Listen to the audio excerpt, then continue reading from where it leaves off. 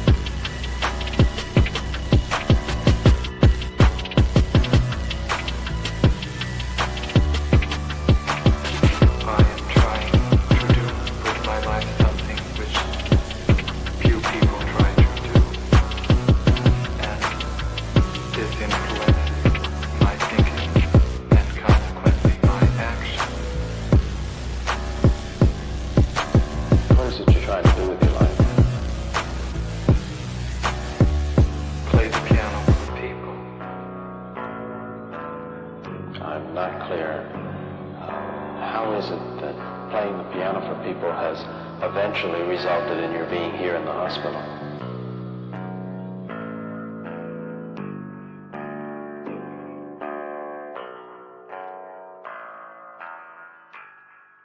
That's difficult to answer.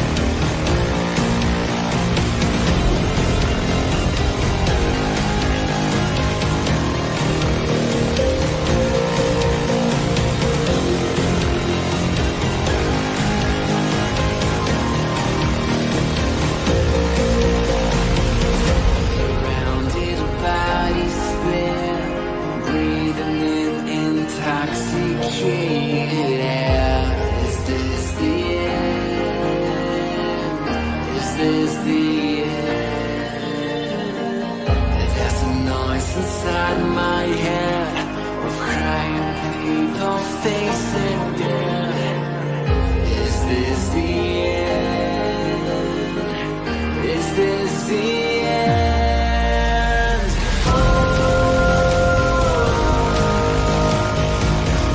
I'm burning in the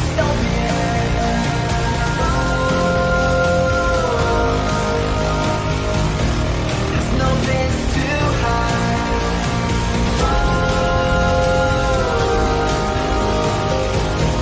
I'm burning in the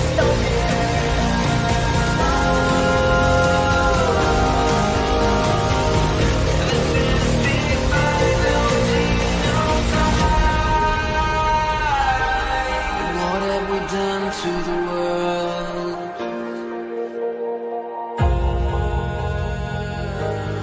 What have we done to the world?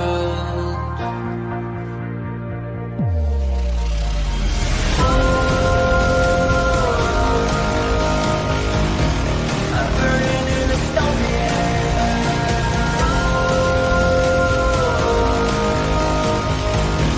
there's no place to hide.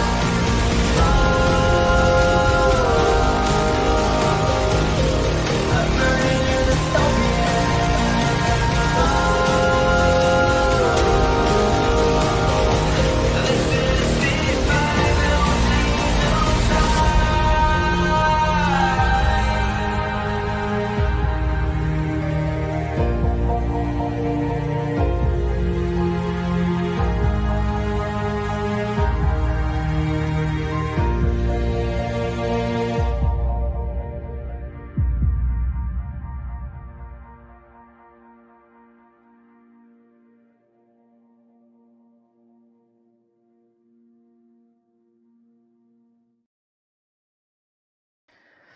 What up? What up? What up? What up? Ooh, look, we got a socialist over on Kick. Okay. I hope you feel good about the amount of emojis you used in that.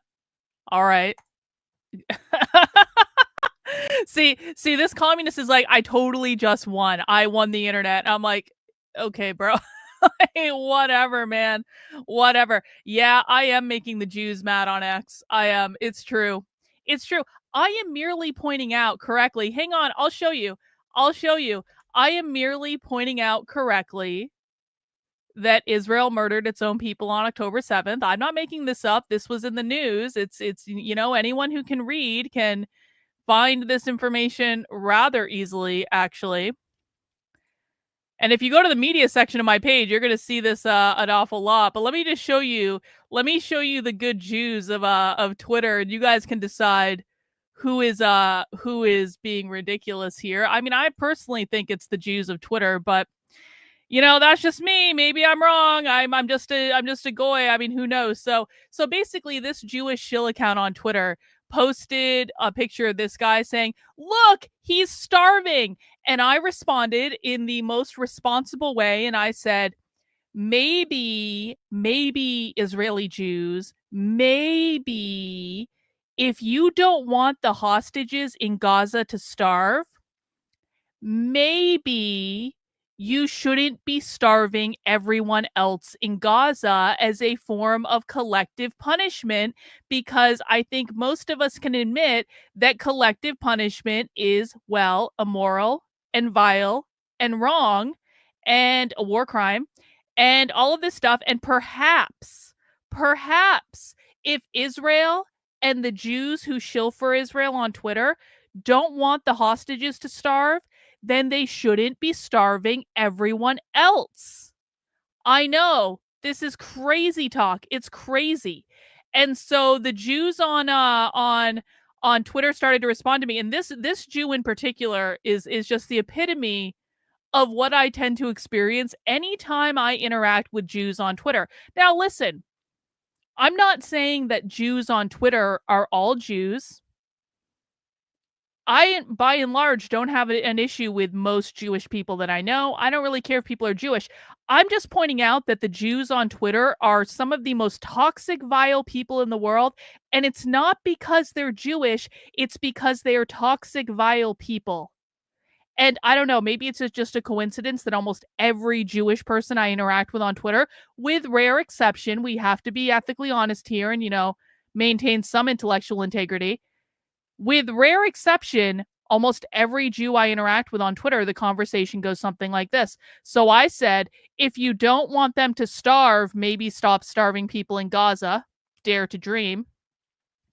And this person says, so you're admitting Hamas took innocent hostages, you fucking ugly ghoul. This is the first interaction I had with this person. And then I said, well, yeah, do you admit that Israel murdered its own people on October 7th? And then this is a screenshot I just perpetually keep on my phone. It's from antiwar.com. I'm not making this information up. This is a real article from antiwar.com. This was this was over a year ago now. Report confirms Israel ordered Hannibal directive during October 7th response.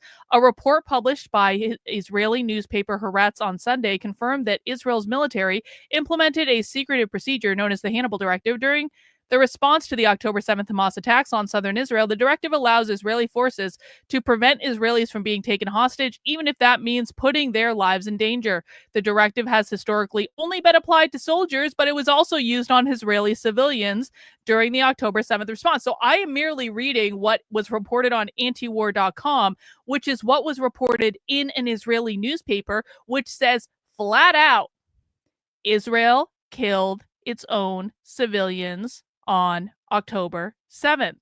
Now, am I saying that Israel killed everyone that died on October 7th? No, of course not. That would be unreasonable. That would be intellectually honest. I think it's pretty unclear how many people Israel killed on October 7th, but I do know for absolute certain that Israel murdered its own civilians on October 7th. And this is just a really helpful screenshot to keep around. Anytime the Jews on Twitter are acting up, you just show them this screenshot and they have so many feelings about it. And this person had so many feelings about it that she went on and on and on and on and on about my teeth. Now, guys, spoiler alert. Did you guys know that after I had braces when I was younger, I was a little bit of a rebellious child?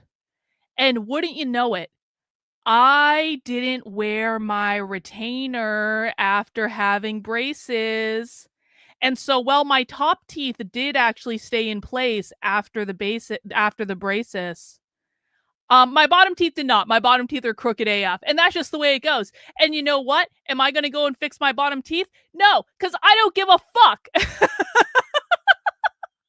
I don't care. But apparently the Jews on Twitter care very much about my crooked bottom teeth. It's like, do you guys know that sometimes people have crooked teeth? And that's just the way it goes. And it's really, I promise you, it's not the end of the world.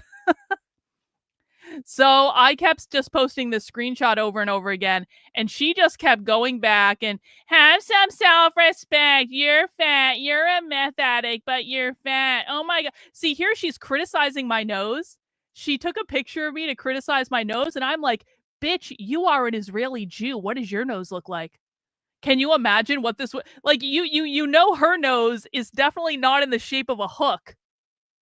You know that stuff. My nose is a British Irish nose, man. I'm cool with my nose. I'm fine with it.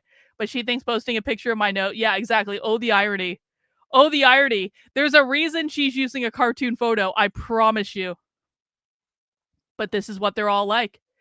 So I kind of maybe said that her nose was probably a giant hook, and she just kept going on and on. And this is still going on now. Literally, this back and forth with this woman is still going on now. And I made lots of other Jews upset about this too. Look, they're all crying in my replies, and they're all talking about my looks and blah blah blah blah blah blah blah blah blah blah blah blah blah. It's just like, it's all so tiresome, man. It's all so tiresome. You know, I mean, here's the thing. It's like I get called fat and ugly on the internet like literally every day of my life, and at some point, you just, you know, they do you a favor really, because at some point you say, I don't give a fuck what you think of me. And everything kind of falls from there. And then once you realize that literally insulting your looks is like all these people have, that's all they have. They have no intellectual arguments at all. They have no intellectual integrity. Oh man, it's like once you see through it, it's like So yeah, I made the Jews mad today on Twitter, and I don't really care. I don't really care. Yeah, Jews talking about goy knows. Oh, how the tables have turned. Exactly. Exactly. Exactly. Hey, you know something else fun happened on Twitter today? Did you guys see that Candace Owens has been in a fight with Nick Fuentes all day? It's kind of like, has Candace Owens become the new Laura Loomer? Is that what's going on? Has Candace Owens become like the new Laura Loomer?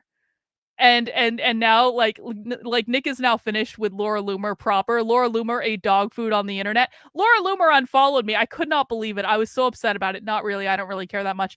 But like Nick said that Laura Loomer ate dog food on the internet, and he called her, what did he call her, like a whore or something like that? And so then Laura Loomer and Nick were like permanently broken up. And so now they're really upset with each other. So now Nick needs another person. He needs another woman to argue with on the internet. And so Nick and Laura Loomer have, or Nick and Candace Owens, the new Laura Loomer, have been in a fight all day long.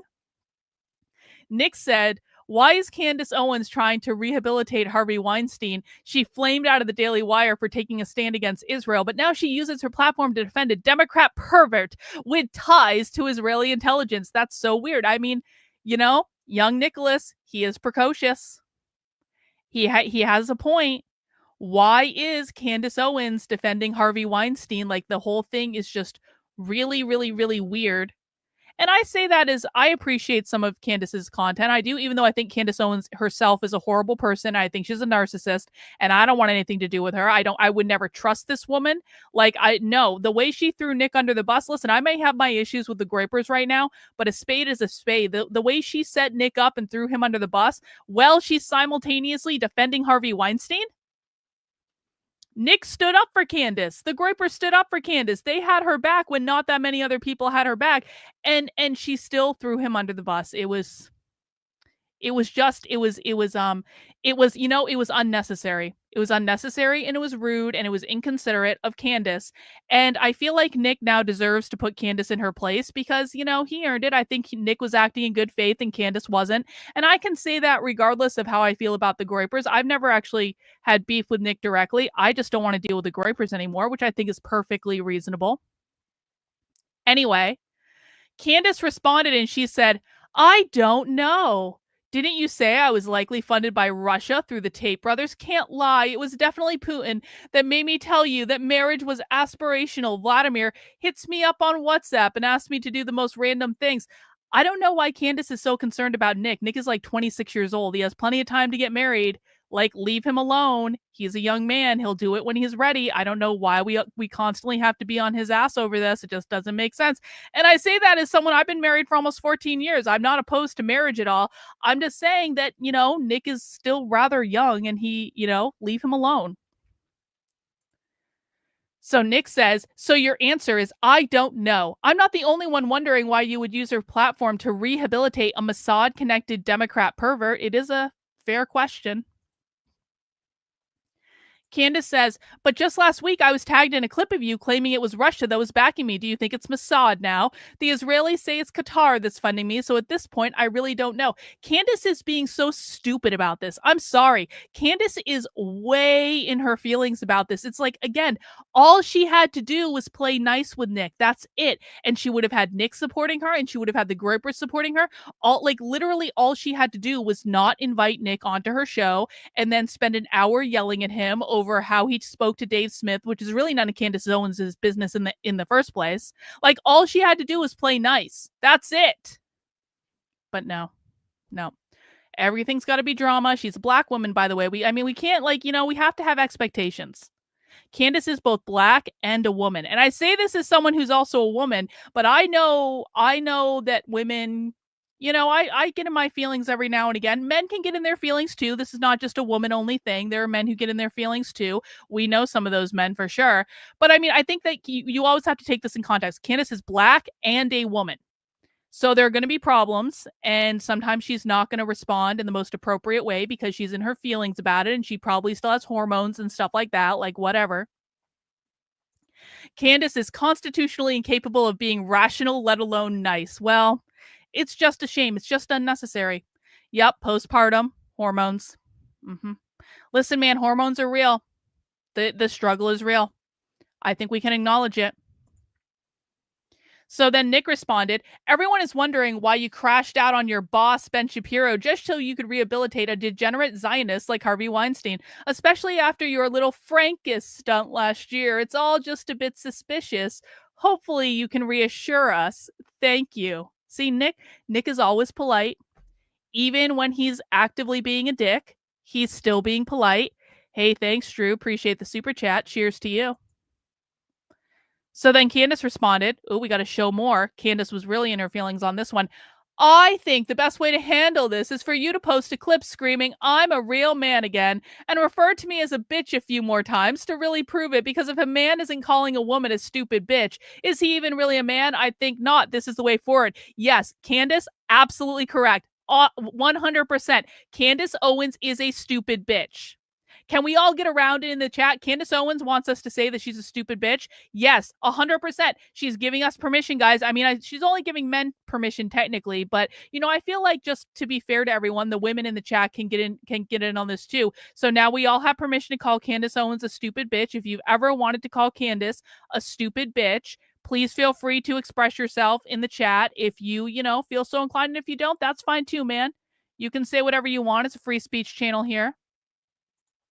Your hormones make you drink beer? Yeah, struggle is real. Yeah, I agree. All right, and then Nick says, why don't you put the phone down and go make me a sandwich? And then once you calmed down and collected yourself, explain why you were trying to help Harvey Weinstein and convince us that it's the Frankists and not the Jews.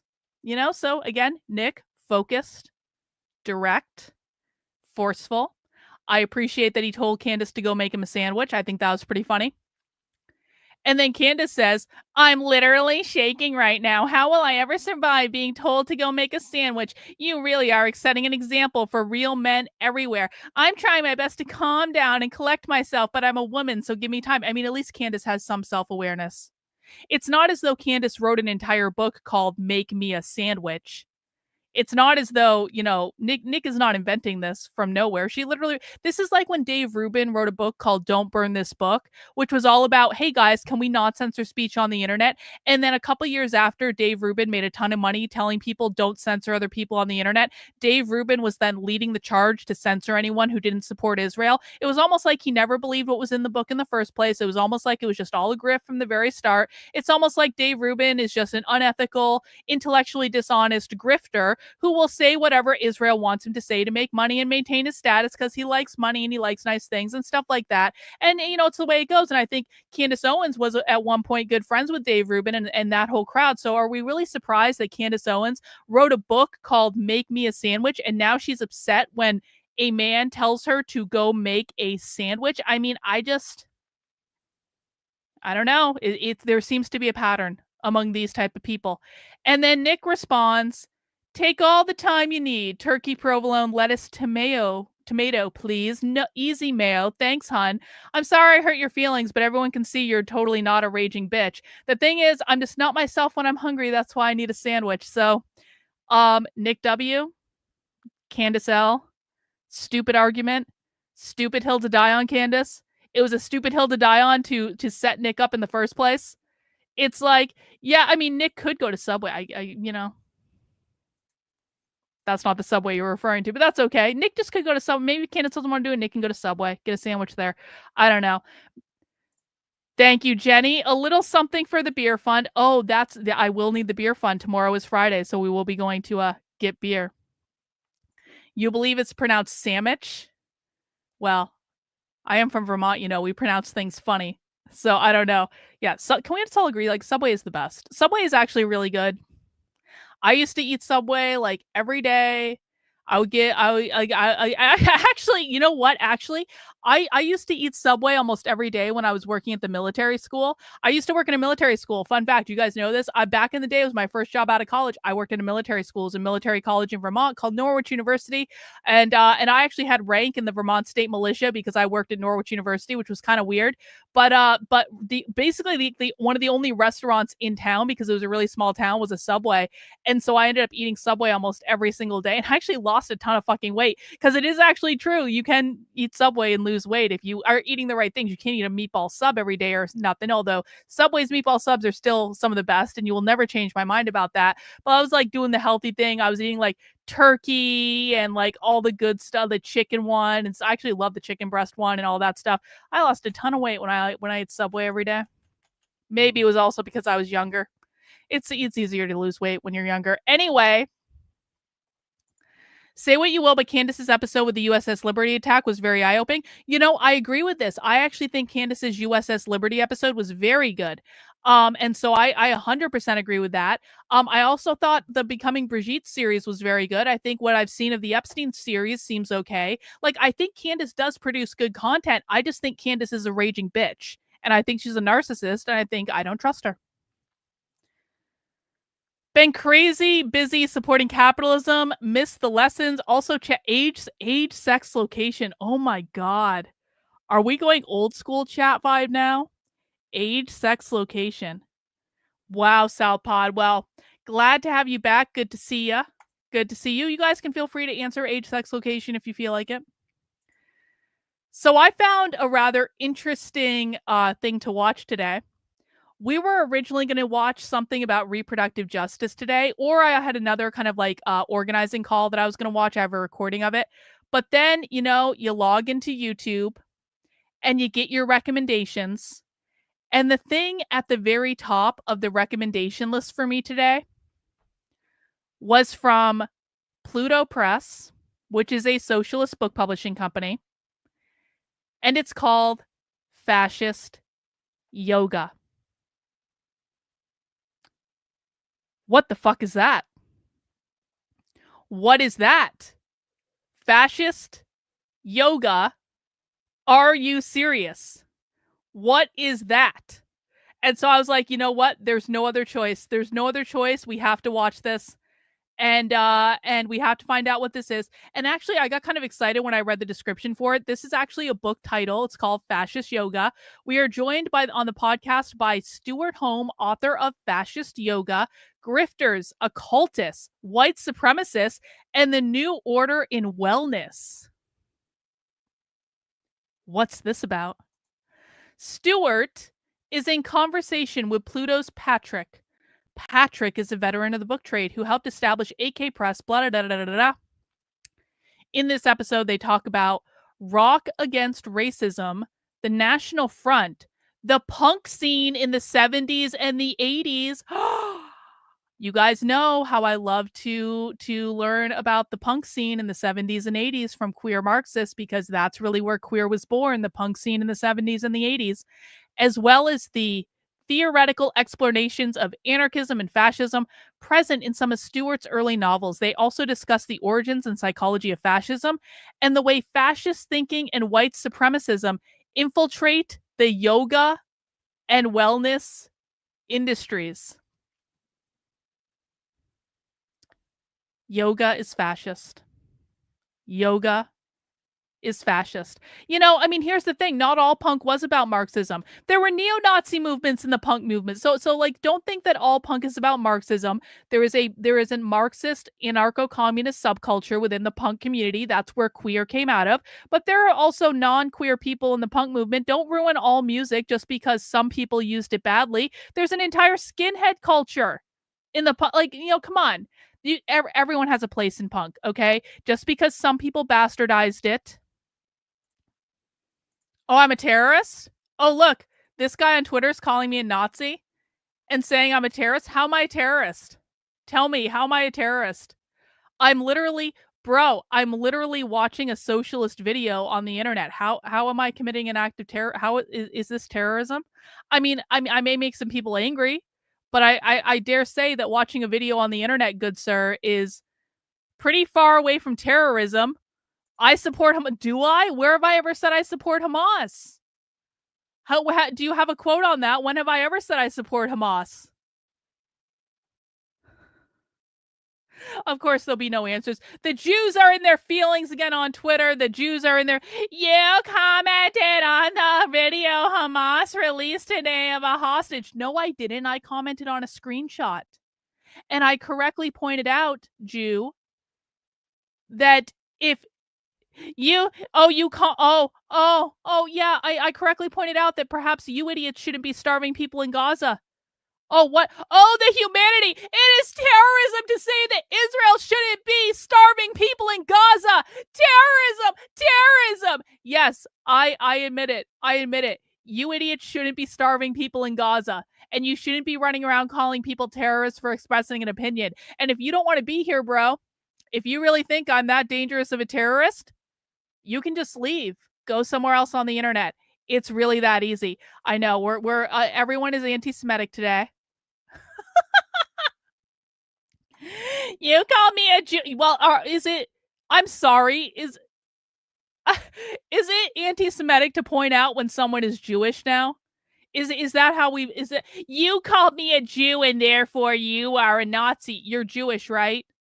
You're Jewish. You called me a Jew and therefore you are a terrorist. You're Jewish though, right? Are you Jewish? Do you want to answer the question? Yeah, I will keep going. It's my stream. I'll do what I want. Are you Jewish? Oh, I promise you, many of them agree with me. Most of them agree with me. I mean, is it unhinged to ask people if they're Jewish? It kind of seems to me like you're the one who's mad here, bro. Are you Jewish? Can you answer yes or no? Are you capable of answering yes or no? Do you have a little hook on your nose? Is that what we're dealing with? Can you tell us? Yes or no? Yes! Yes! Yes, exactly. So you are Jewish. That is a statement of fact. I am not a terrorist for correctly pointing out that you are Jewish.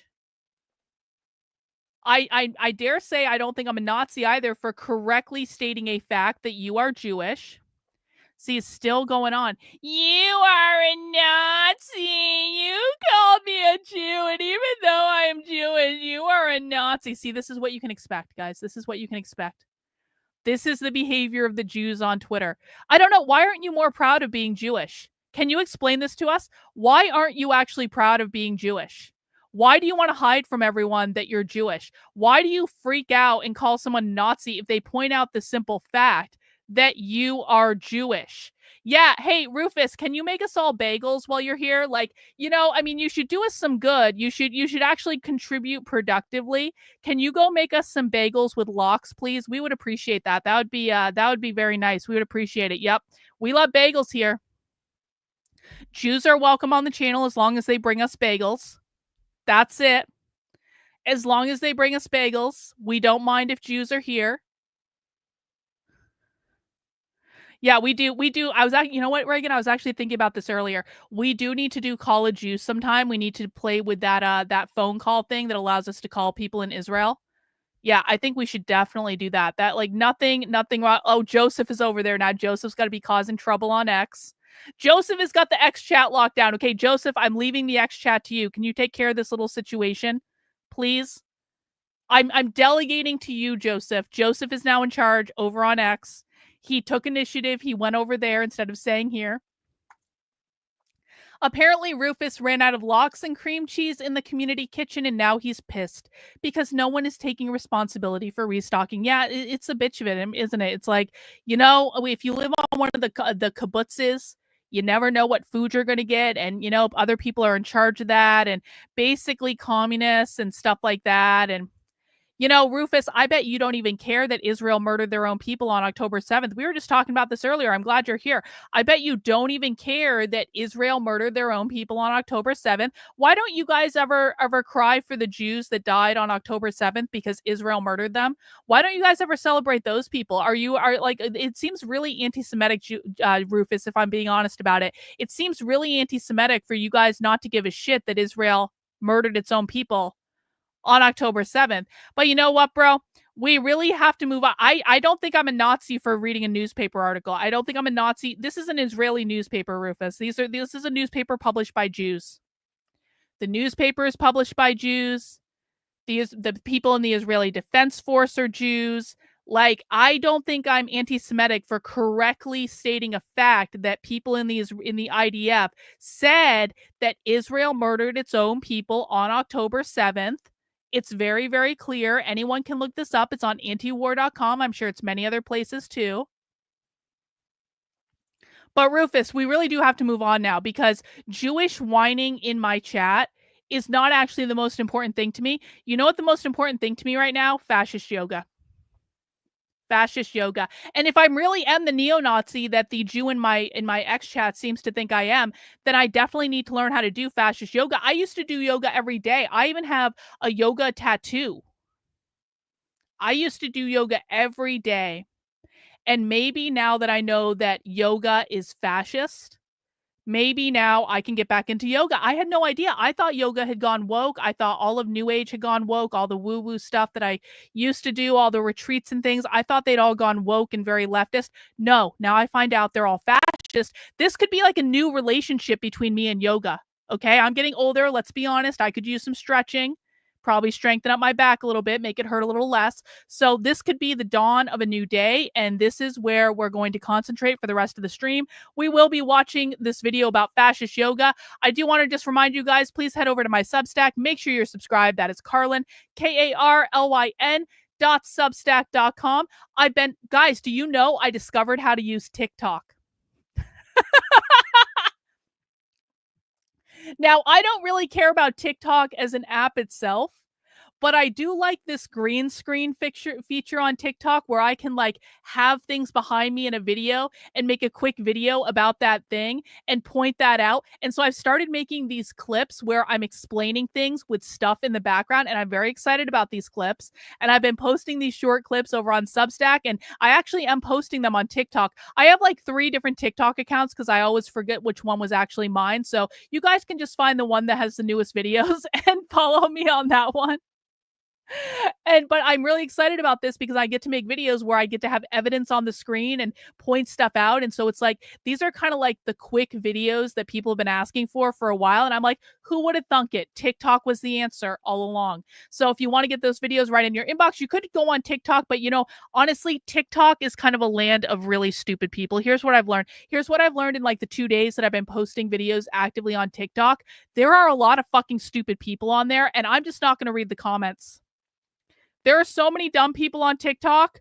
I'm like, almost every single comment I get is from like a low IQ retard. And I'm just like, I can't read these comments. I can't. All I can do is post the videos, and I'm going to take the videos and post them elsewhere. And hopefully they're smarter. Yes. Yeah. TikTok is, don't go on TikTok. It's idiocracy. Like it'll suck you in. You will never escape. You will lose IQ points. But that doesn't mean we can't use TikTok to make videos where I can have things in the background and I can point stuff out. And that's pretty great. So I'm posting those on the Substack. I've been posting some of them on the YouTube channel as well. And so I think this is actually going to be a really good new avenue for me to make those quick kind of explainer videos that people have been asking for like forever and ever and ever. And so yay me, I learned a new skill. I finally learned how to use TikTok. See, he's still going in the chat. Look at this. This guy is just like, he is fucking losing it. Bro, just because you're Jewish, you don't have to have a fucking hissy fit in my chat. Calm the fuck down. Have a fucking bagel. Relax. If you want to support the work I'm doing, exposing and decoding the radical revolutionary far left in America, make sure you sign up on the Substack. You can subscribe for free, of course, but if you want to support the work I'm doing, because I am funded by people just like you, that is what keeps me independent. I don't have any political tribe. I don't have to shield any political narrative. Make sure you're signing up for a membership, $8 a month, $80 a year. You get access to my supporter exclusive content. You get access to my supporter Discord where we do movie nights twice a week on Sundays and Mondays. And you can come and join us and hang out, and it's really fun and it's really awesome. And you help on the work I'm doing, which I really appreciate because I can't do this type of thing without your guys' help. I also do ask, if you appreciate the stream today, please feel free to send in a super chat. Do a $5 super chat, $10 super chat, $20 super chat, $100 super chat, whatever you feel like doing. Follow your bliss. Yeah, did you guys know Hitler did Pilates? Yeah, it's true. It's true. But if you want to fund the work I'm doing, feel free to send in a super chat. I really do appreciate it. Or make sure you're subscribed to the Substack. And also, actually, Everyday Therapist is here. I want to give a big shout out to Everyday Therapist. I did this in a live stream I did on the Substack the other day. But Everyday Therapist, now I'm very blessed in that I have so many supporters, and so many of you have already made gifts to the Center for Left-Wing Studies, which is my new nonprofit that I've just launched. But I do want to give a big shout out to Everyday Therapist, because Everyday Therapist Therapist has made the largest gift so far to the Center for Left Wing Studies. $500 contributed to the effort. I really do appreciate it. Thanks so much for funding my work, Everyday Therapist. You are the best. I also appreciate gifts from Average Person, Royal Oasis Psychotherapy Institute. They've been a great supporter for years. Mary, Jeffrey, Robert, I appreciate all you guys. Thank you so much for funding the work I'm doing. It's allowing me to get the tools and technology I need to build out the different infrastructure for the website. I would like to raise $10,000 just to have like a little, fund of cash I can work with for the Center for Left Wing Studies by the end of the year. Center for Left Wing Studies is a nonprofit, so of course, everyone who gives money to this is a tax-deductible donation. And what you're supporting when you support the Center for Left Wing Studies is you're supporting research and archival projects, including the Queer Marxism Project, where I am developing a timeline and basically trying to figure out how queer actually developed into the militant far left ideology that it is today. We're doing all sorts of great things around that. That's going to be really cool. I'm working on a timeline about that right now. We are, of course, working on mapping the modern left, where we are literally mapping all the different leftist groups in the country. This is just a little smattering. This is just a few groups that I'm using to kind of build the system. We're going to do this. We already got some volunteers that are going to help us. So we're going to be building out a massive map of the far left. We are going to be monitoring queer and gender studies programs at colleges and universities in real time. And we're going to be creating an archive of leftist propaganda known as zines so that we can go back and study the evolution of leftist ideology using their own propaganda. Those are the things that you're funding with the Center for Left Wing Studies. I would love to do other stuff too. I would like to do a conference. I would like to do a journal. I would like to do so many other cool things with the Center for Left Wing Studies, and you guys are going to make that possible. And I really do appreciate it, as always. All right. With my preamble over. We're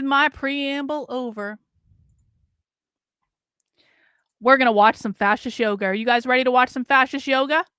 Mount the like button for me, guys, if you are ready to watch fascist yoga today.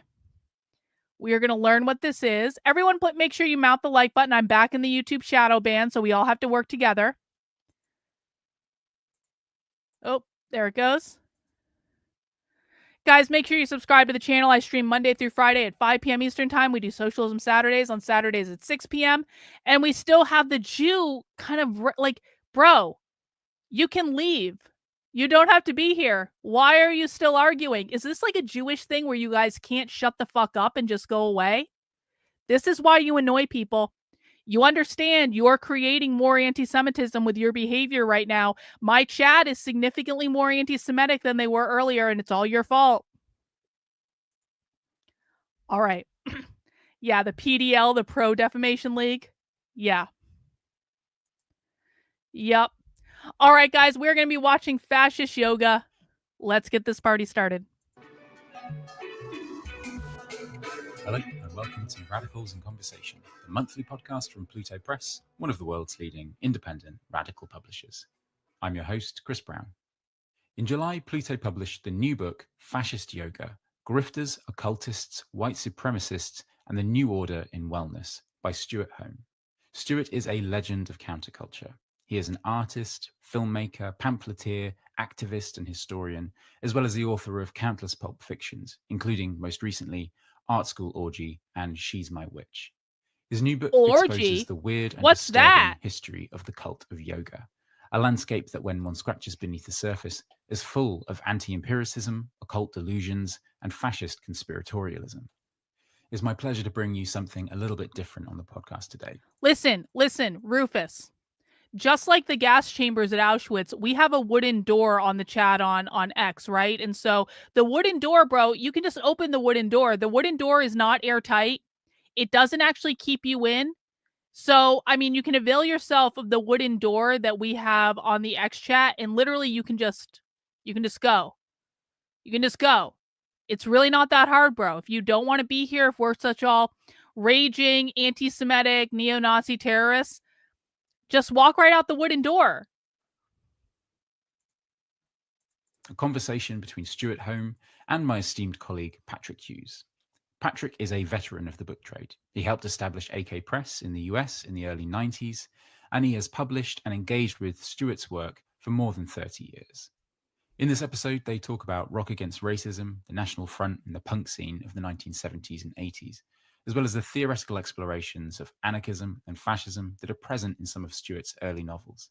They also talk about the psychology and origins of fascism and the way that fascist thinking and white supremacism has and continues to infiltrate the yoga and wellness industries. As ever, podcast listeners can get 40% off the book, Fascist Yoga, through plutobooks.com. You just have to use the coupon podcast at the checkout. And we also have some lovely fascist yoga themed enamel pins for sale through the website as well. You So can get do check those out. pins. All right, I hope you enjoyed today's episode. This is Stuart Home and Patrick Hughes on Radicals and Conversation. Thank you very much. It's great to be here. It's great to have this conversation. You know, Stuart and I go back a long ways. My access with his writing began when I was working at the venerable anarchist bookstore in San Francisco called Bound Together.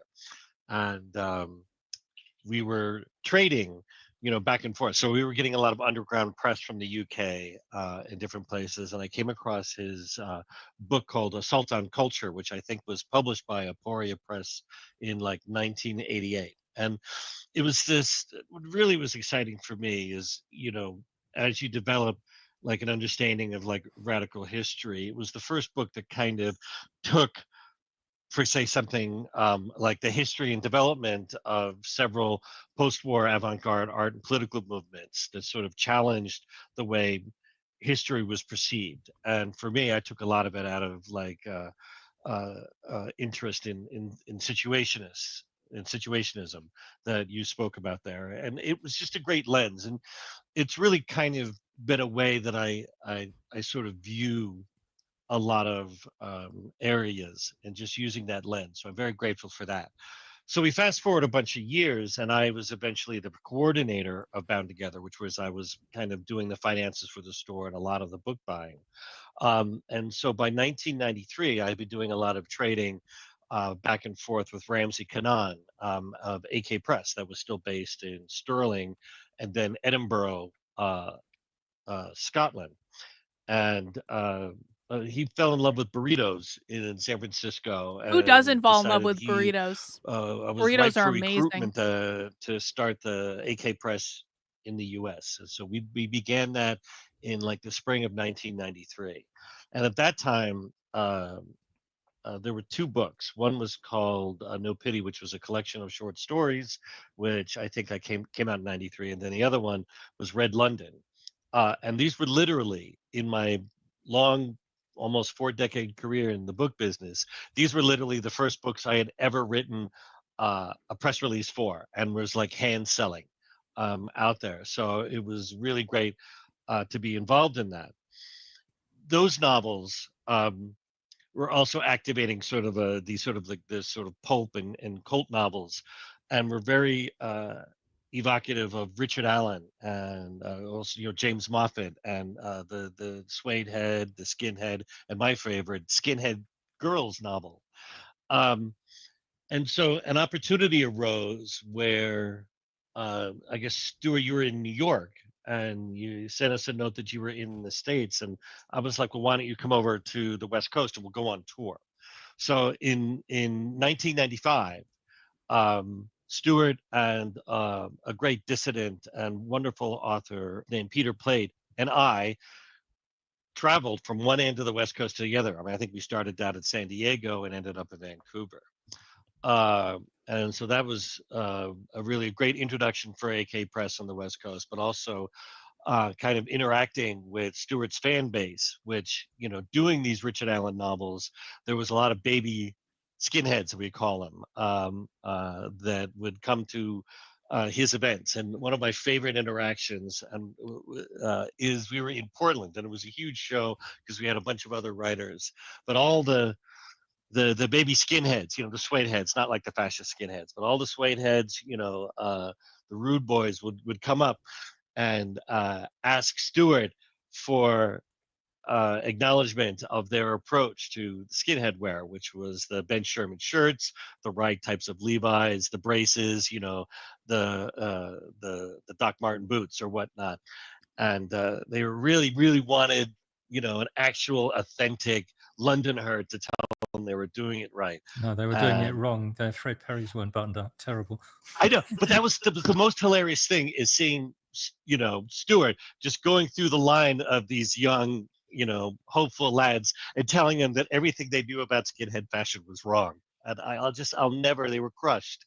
I recall them complaining of how expensive it was to buy these English clothes. Yeah, and then I said, "Oh, but the button-downs are all copies of American shirts. Look, I've been buying loads for $1 in thrift stores, and I opened a bag full of $1 thrift store American button-down shirts, which whereas they were buying expensive English imports. No need to do that because the English imports were copies of American stuff. It was just really a great introduction to Stewart and all of that. So we, fast forward many years later, and I had come on board to work with Pluto Press, and I reached out to Stewart to let him know that I was going to be in town at the London Book Fair, and he was very generous with his time and came out, and I was asking, what are you working on? And of all the stories that he was pitching, the idea of fascist yoga came up. And while it's this very serious work of scholarship, and I commend it, but I mean, it's very much in line with the assault on culture. I mean, it's deeply researched, tells the story. But it was like, I also am very appreciative of Stewart's allowing our ham-fisted kind of approach to the marketing copy and the hyperbole.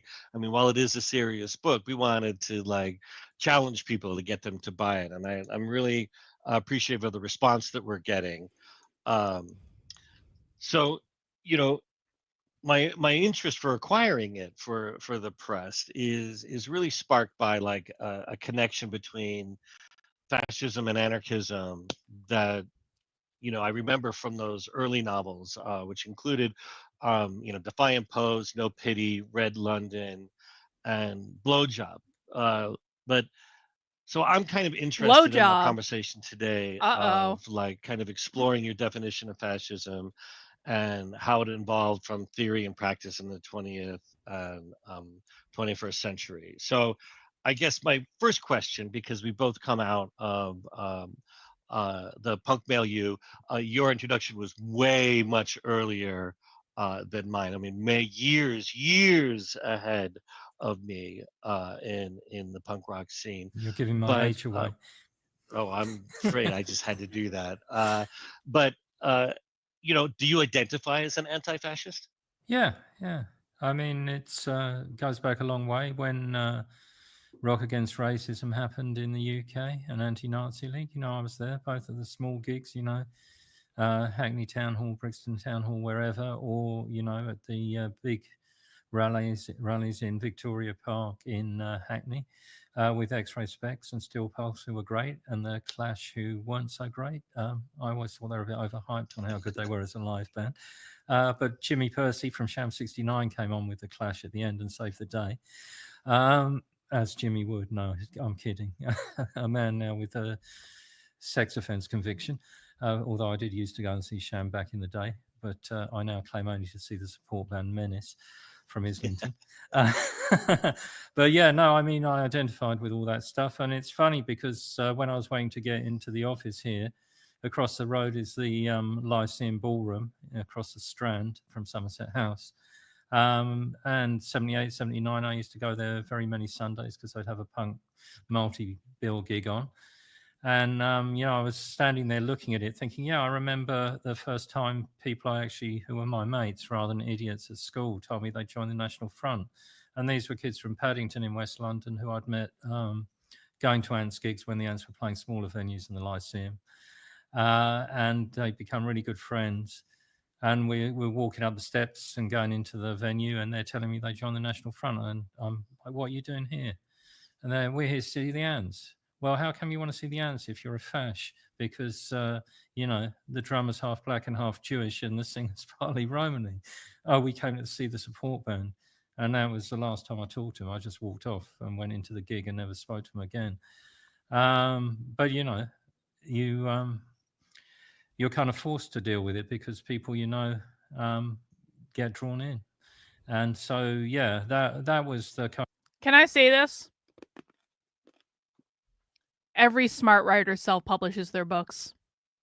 There's no point in going through a book publisher. Every smart writer will self-publish their books.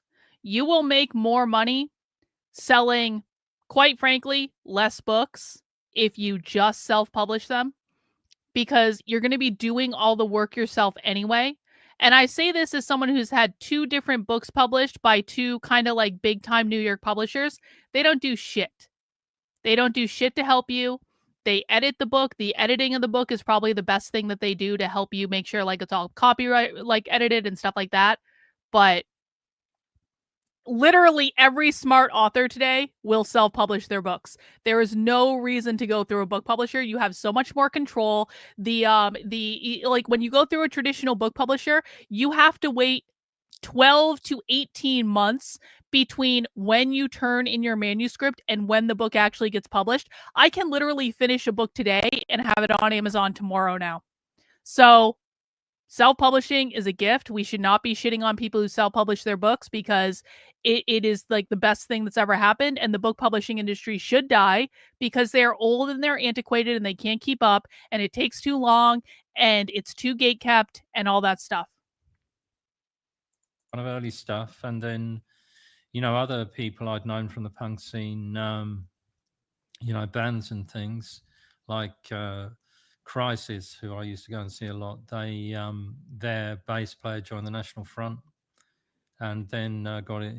They had a band called Death in June after Crisis, who had a lot of dodgy songs, and even when they were supposedly anti-racist, anti-fascist band playing a lot of rock against racism, the lyrics to some of the songs got changed. So, for example, their song "White Youth," "We are black, we are white, together we are gonna." The Jew on X is still going. Dynamite to reflect their changing politics. So there's a lot of things you just have to deal with going through. See, you want to know why more people are anti-Semitic now than ever? You want to know why more people are anti-Semitic now than ever? The Jew on X is still whining and complaining. It's a really sad state of affairs, bro. Like we know that we know you're all very sensitive to the fact that you lost your fucking foreskin. We know you're all very sensitive to the fact that you have really awful noses and you're generally uglier than most people. We know you're really sensitive to the fact that, everyone hates you because you guys are ethnically cleansing and genociding the Palestinians. We know that you're in a tough spot, but like the ongoing hissy fit that has been happening over on X, like it's just really absurd. Like, do you feel like a man? You're screaming in a chat, bro. You're screaming in a chat. Like, is there anything more pathetic than you right now on the internet? Is there literally anything more pathetic than this Jewish loser in my chat over on X? I just don't think so. Oh, change your profile photo to your face. We'll wait.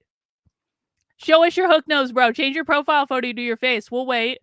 Let's see what you look like. Let's see what you look like hiding behind that profile photo. Through that scene, I don't know if you experienced similar things with people. Yeah, I did. I loved for a while you used there was an author photo, or maybe it was in the back of just a couple of books, but you're at this like early Buzzcock show, and the author photo was a picture of you in the crowd. That's Slaughtering the Dogs, the marquee. Yeah, that wasn't actually that early. That's 79, but it was just I happened to be I think I was actually up on the stage because they totally oversold the gig. Because the marquee should, it's a few hundred people. I think they let 700 people in, and usually when you went there, it's probably 300-400 at the most. And yeah, I just ended up in the photograph, but it was on the cover of the first edition of Cranked Up Really High, my book about punk rock, which was written in 3 weeks because I'd spent 20 years thinking about punk, so I didn't need to spend 20 years. Yeah, I'm literally Hitler. It's true. Fastest I ever wrote a book. Hitler also liked knitting, We had a real problem in San Francisco in the late 80s, early 90s with the Aryan Nation skinheads. And it kind of culminated actually once when I was working in the bookstore and they firebombed it while I was like counting the till at the end of the shift. So, that sort of really started my exploration, or like my study of wanting to know, it's not just of how, but why. And so I'm hoping we could take a little bit to talk a little bit about your definition of fascism, And so I guess a good starting point is I have a few philosophers that I think that you would relate to, but the first is Klaus Thieveleit, the sociologist and the author of Male Fantasies. And he has this theory on fascism centering on the idea that it's not primarily an ideology, but a psychosocial condition of male bodies. I mean, especially as by the Hey, soldier thanks, male, the LG. fascist Appreciate it. archetype. And I guess the first question is sort of like maybe talk a little about your ideas You know on like what? the gendered nature. Knitting Nazis does actually have a nice ring to it. That should be like a band name or something. The Knitting Nazis. Nothing could go wrong with that plan. Nature of fascism. No, I mean obviously it's patriarchal, and to go back to Tablite, I mean he's analysing Freikorps literature, which are the kind of proto-Nazi military squads that formed after the war, and obviously also looking at figures like Ernst Jünger, who was actually a National Bolshevik, not a member of the Nazi Party, although he did write for the Völkisch Beobachter, the Nazi paper. He's coming out of a kind of anti-Oedipal position, which is quite unusual for a German theorist to be using Deleuze and Guattari. And he's talking about the malformation of the fascist ego and how it's externalized and kind of stretched across the male body, essentially. And there's a kind of fear of the breakdown of that, which, you know, on a more simplistic level, you might say that a lot of people are attracted to fascism because they don't have a lot of confidence and they're kind of lacking in a lot of things that most people have. I mean, I took that theory quite literally in Defiant Pose, which was the first of 3 novels I wrote, looking at kind of relationships between anarchism and fascism, because I was also reading... Actually, I already did. I already knit a swastika shawl. Do you want to see it? I literally have a swastika shawl. I'm not even joking. Hang on, I'll show it to you. It wasn't my fault it was a swastika. Someone else put it in the pattern. I didn't create the pattern. I just knitted the pattern. And the pattern happened to have a swastika in it. And it wasn't my fault, and I didn't create it. I just knitted it. So this is, let me get the picture. It's on my Blue Sky account.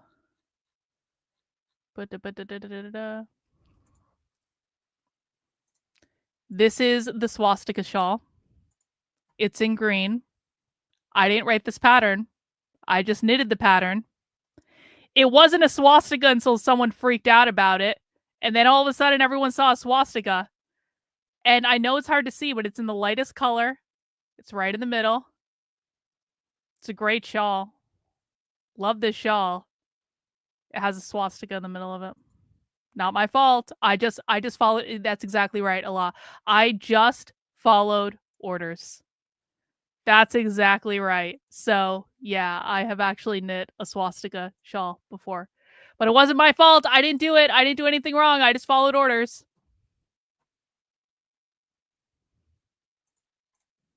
It's like Z. Sternhill,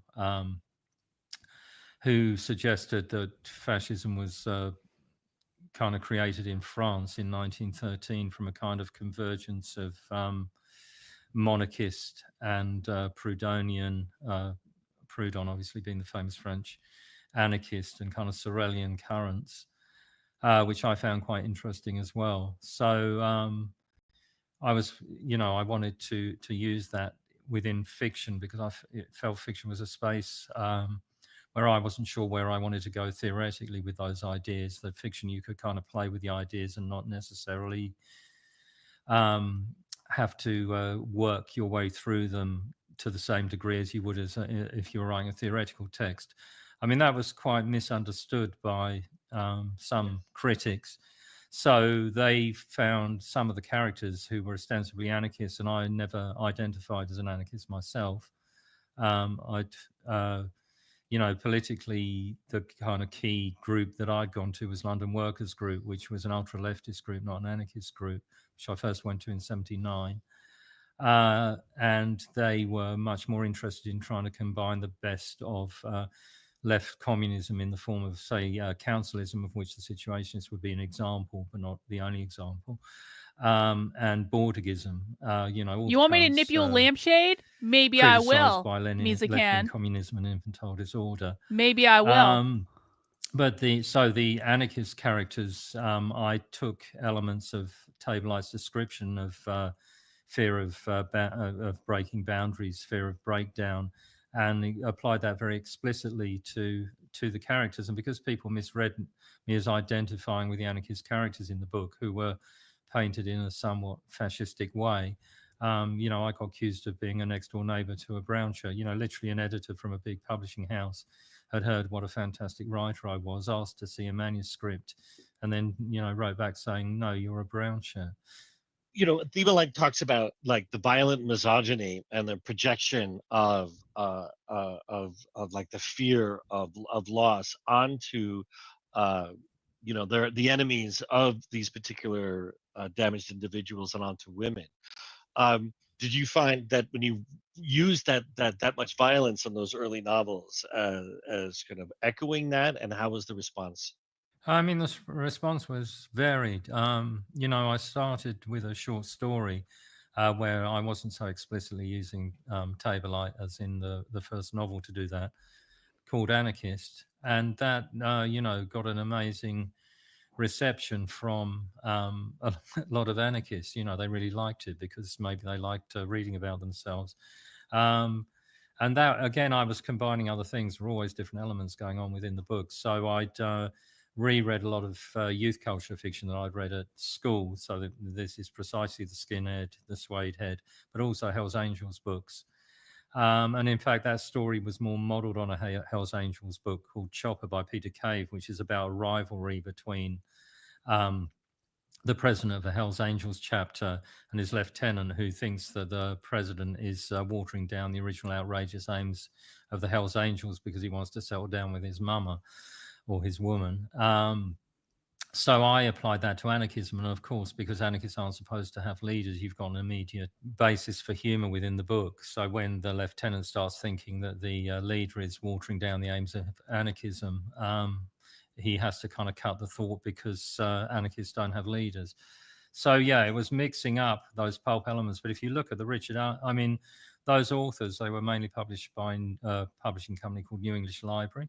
And Richard Allen was actually a Canadian called James Moffat, and he had very right-wing racist views, and describes rapes in his book where the DNA takes over and the woman being raped enjoys it. It's completely misogynistic. But on the other hand, you had people like Lawrence James, who wrote as Mick Norman, write Hell's Angels books, in which the gay angels were even harder than the straight angels, and the Angry Brigade had been a hope for freedom. The actual English group who bombed property, The not people. Stocking at Stitchers. But since they'd been Wow. imprisoned, the angels were the last hope for kind of freedom in the UK.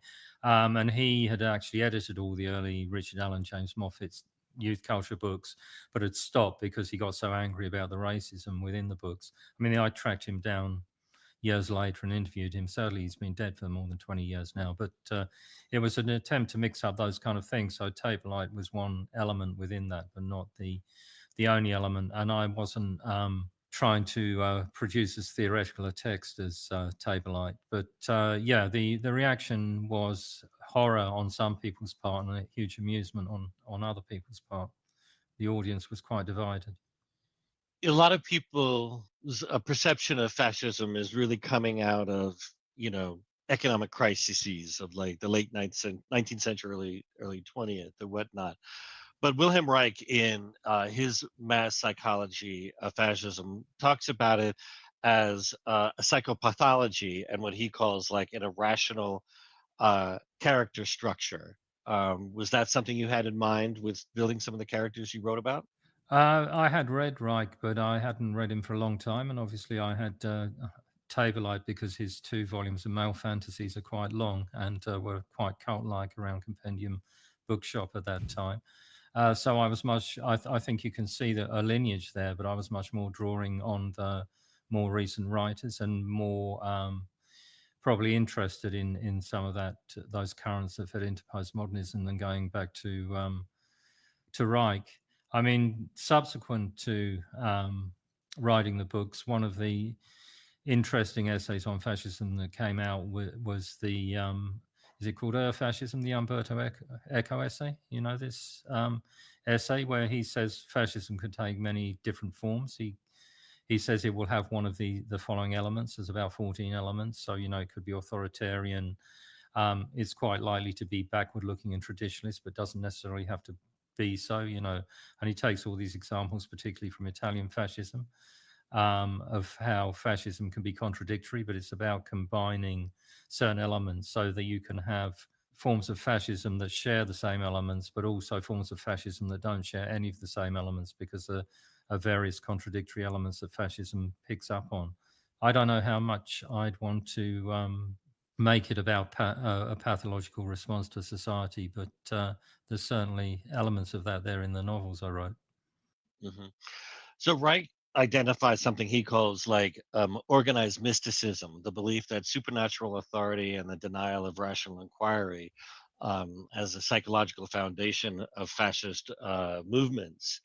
Was that something that was on your radar when you started looking at the origins of fascism or your definition of fascism? Probably not, because I probably read Reich. I'm trying to remember when I read him, but it was probably when I was teenage. And I'd moved to reading more contemporary theoretical texts. You know, maybe I should go back to Reich, but also the kind of development in the ideas of orgone energy and the paranoia later on, which, you know, may be related to persecution, made Reich a little bit off-putting to me. I do remember reading Listen, Little Man at some point as well. And some big books by Reich, but no, I wasn't particularly looking at that stuff when I was writing it. Those were things that I read a long time before, so maybe there was an underlying trace, but it certainly wasn't where I was focused. You had an earlier conversation where you referenced Jacques Camat. Could you talk about your experience with reading him and his Marxist analysis of fascism? A lot of his work wasn't available in English, and while it's easier to read Marxism than French, and you can look at Marxism in French and think that you can read some French, but you're actually reading Marxism. I did read basic French at That's school, actually but I don't funny. really have I any. like this guy. So I had to look at what was available in English, and one of the people I'd met through London Workers Group, Richard Essex, as his kind of public name, who went on to do the London Psychogeographical Association, was translating a lot of material, not just from French, which he spoke reasonably well, but also languages he didn't necessarily speak well, with a dictionary, and publishing them as unpopular books. He was actually the co-publisher with Aporia Press of The Assault on Culture. You know, Camat was making a critique of, in The Echo of Time, of the Nouvelle Droite, or the French New Right of the 1960s, figures like Alain de Benoist and Guillaume Fay, and looking at the way in which they were using a metapolitical strategy, I guess, to try and disguise their fascism. So because after the defeat of the Axis powers for some decades, it was not cool to be a fascist, they were trying to repackage that in a cultural form, not necessarily informing people of what their positions were. So Camat was addressing that and showing where they really came from. Yeah, that was something I drew upon in my understanding of different forms of fascism, and the way that within scenes like neo-folk, which is key to those bands like Death in June, you could see that flirting with fascism while denying that one was fascist. Now, you've written about how fascism and far right ideas sometimes creep into like the yoga and wellness spaces. You know, how many in the yoga and wellness world are suspicious or reject mainstream expertise in science, especially Oh. after the pandemic. Oh, so the argument is that yoga is fascist because it rejects mainstream belief in science. Okay. Bill and Reich talk about fascism as kind of a psychological projection. Do you think that this attraction to far right ideologies and yoga circles comes from a deeper struggles with identity, control, or maybe even spiritual emptiness?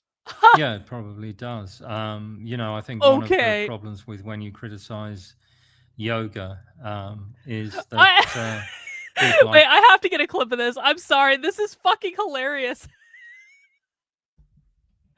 Those people who practice yoga sometimes question mainstream medicine. What is to blame for this fascist ideology? Are they spiritually empty?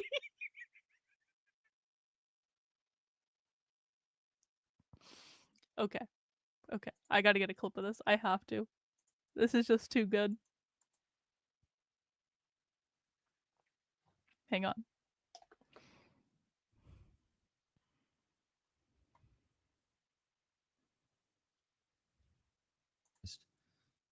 Now, you've written about how fascism and far right ideas sometimes creep into like the yoga and wellness spaces.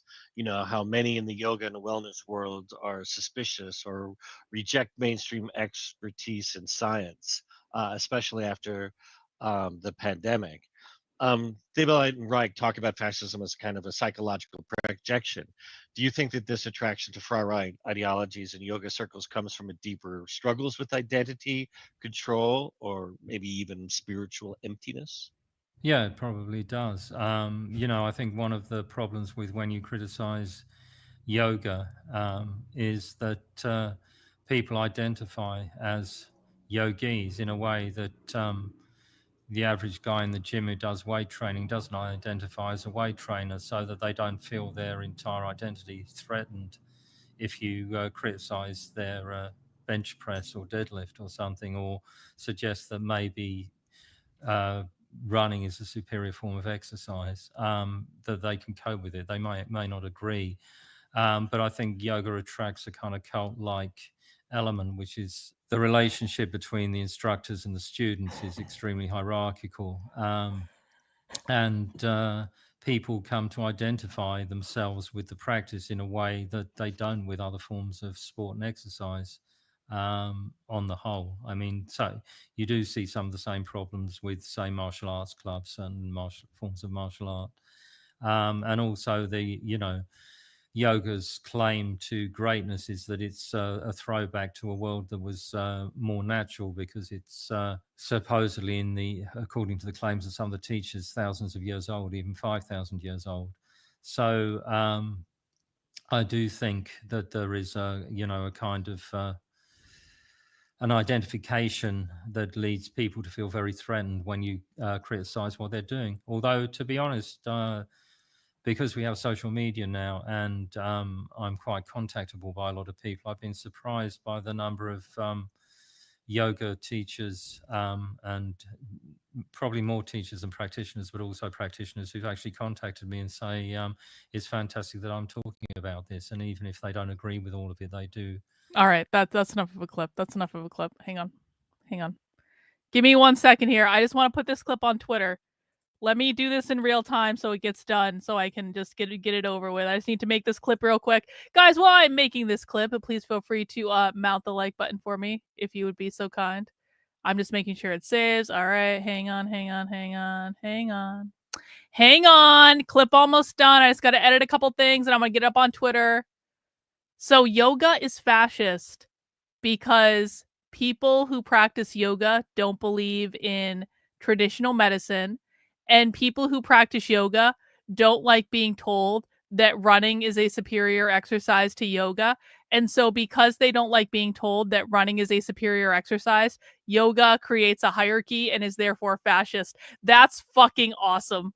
That's just great. That's just great. This is like the best clip ever. Hang on 1 sec, guys. Thank you for allowing me to do this in real time. It just takes a second so I don't forget later. Hang on. Hang on. Hang on. Almost done. Just got to get the part where he's like running is a superior exercise. You guys can't hear it right now, but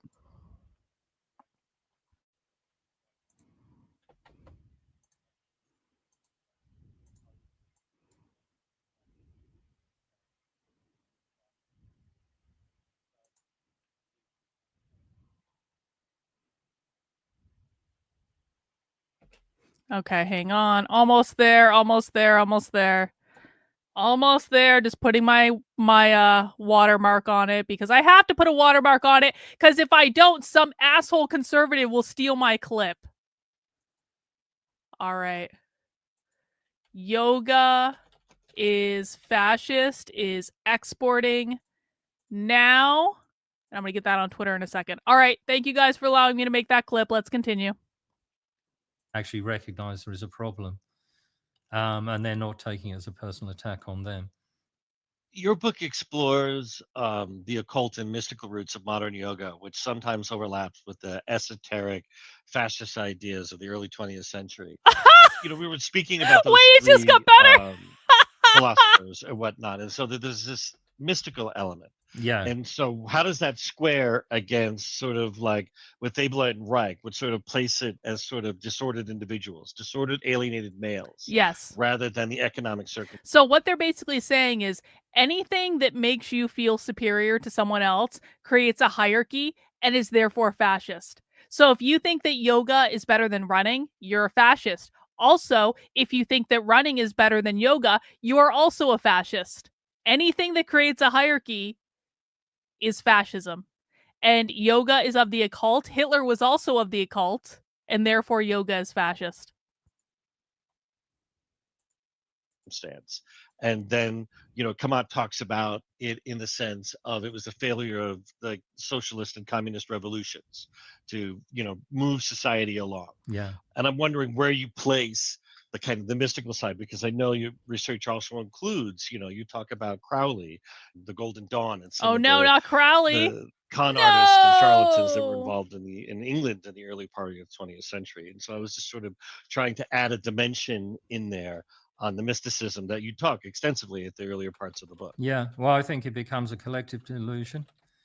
And obviously, if you're tracking back from Table Eye into Deleuze and Guitar Eye, critiques of madness as a social phenomena. We may appear to be individuals, but actually the whole of society is affecting us. So I don't think you can entirely remove it from social and economic positions, which someone like Kamat is very interested in. I'd need to go back to Reich to really get a position on where he is. But I think the mystical elements, people are producing a collective belief system. Leggings are also So fascism. True. It can't all be individualized pathology because there's a 100%. shared delusion, if you like. The Crowley going back through Blavatsky and Theosophy in the 19th century. That's not Theosophy. Kind of Orientalist fairy dust that you find within yoga originates. So Blavatsky and then the Hermetic Order of the Golden Dawn, not to be confused with. Do you think this guy dated a woman that did yoga and she broke his heart or something? Is that what's going on? This guy just hates yoga because he had some bad experience with someone that did yoga, and now yoga has to be fascist because he had a bad experience with it. Greek political party, which Crowley was a member of. They claim to have hidden masters in the Himalayas, and this was where their teachings came from. Of course, they didn't, but that claim is where part of that fascination with the Eastern mysticism comes from.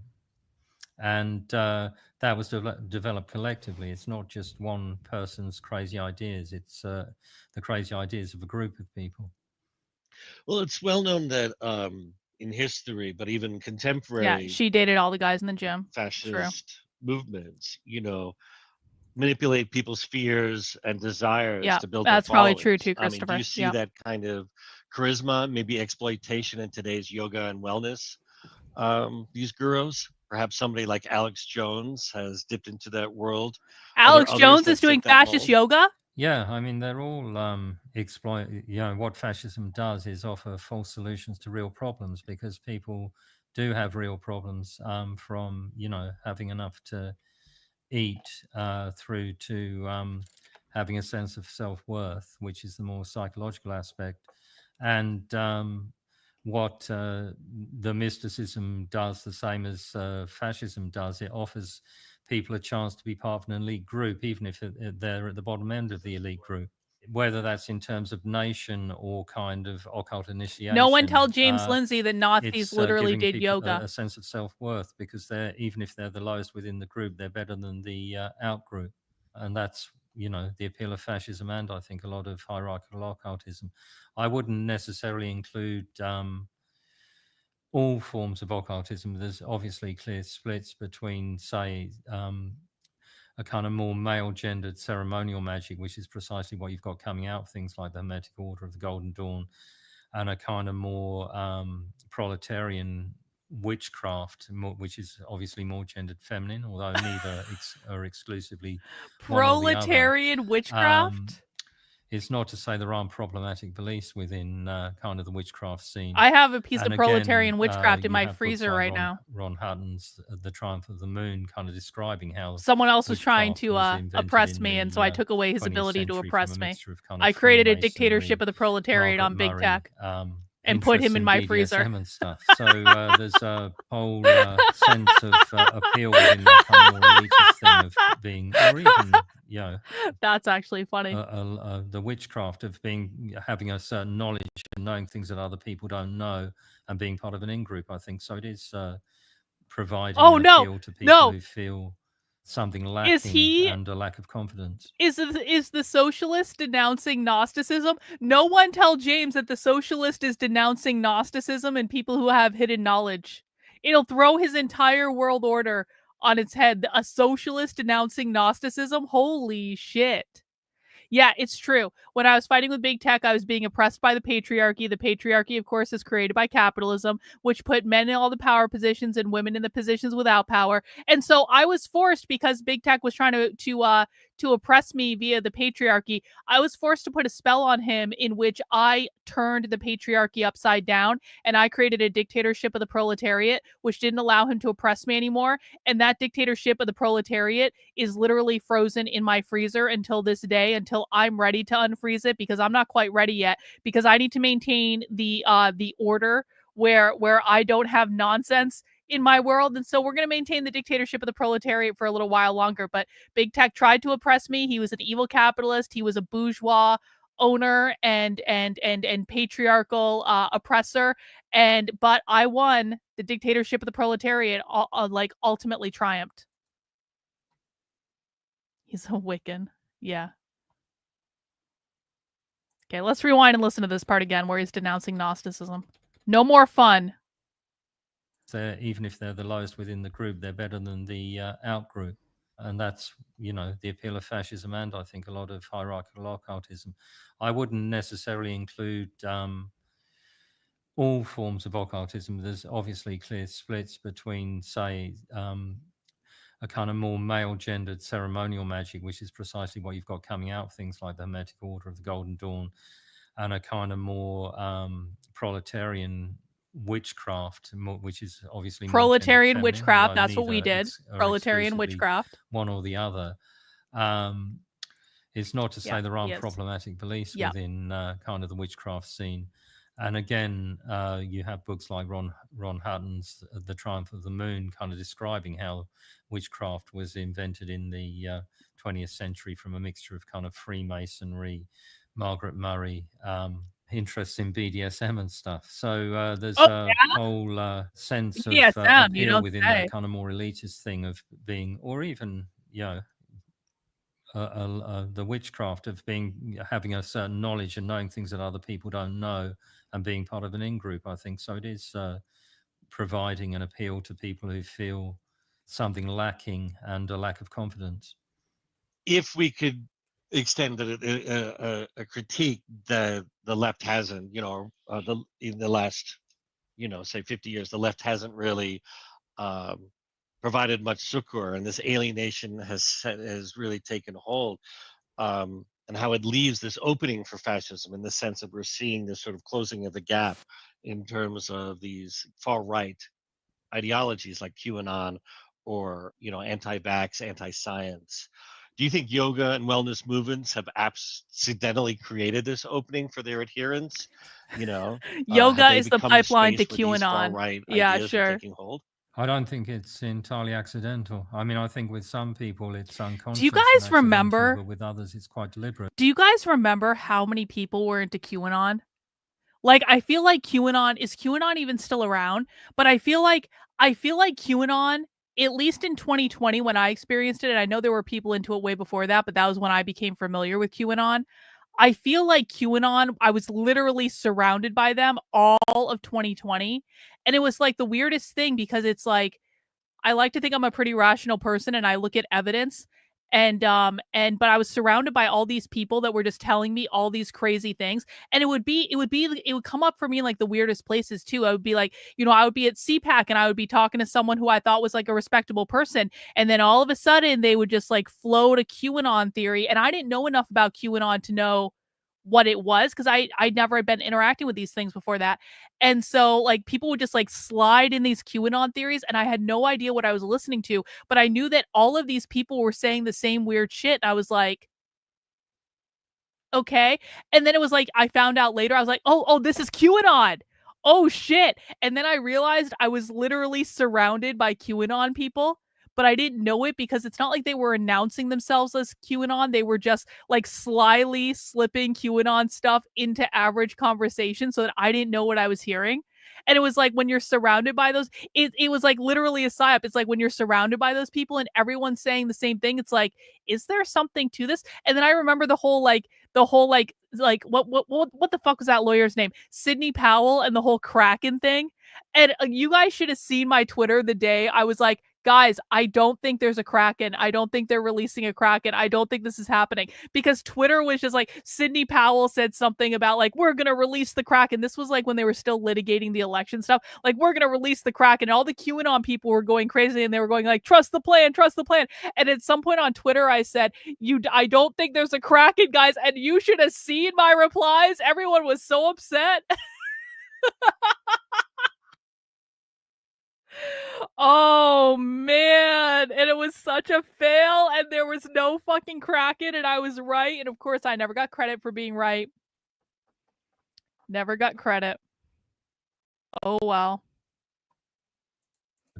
So if you go back to Pierre Bernard, who didn't really write a huge amount himself, but his followers, such as Hamish McLaren, wrote Eastern Philosophy for Western Minds, and he seems to hold the same views as Bernard. So when you look at the what we believe dates from about 1906, although there's no sure dating, the Journal of the International Tantric Order, which Bernard ran, there's a lot of its citation rather than Bernard's original writing, but there's references to the Aryan origins of yoga. And then in McLaren and also Francis Yates Brown, who was another follower of Bernard, who wrote a book called Yoga Explained, and wrote the introduction to McLaren's book.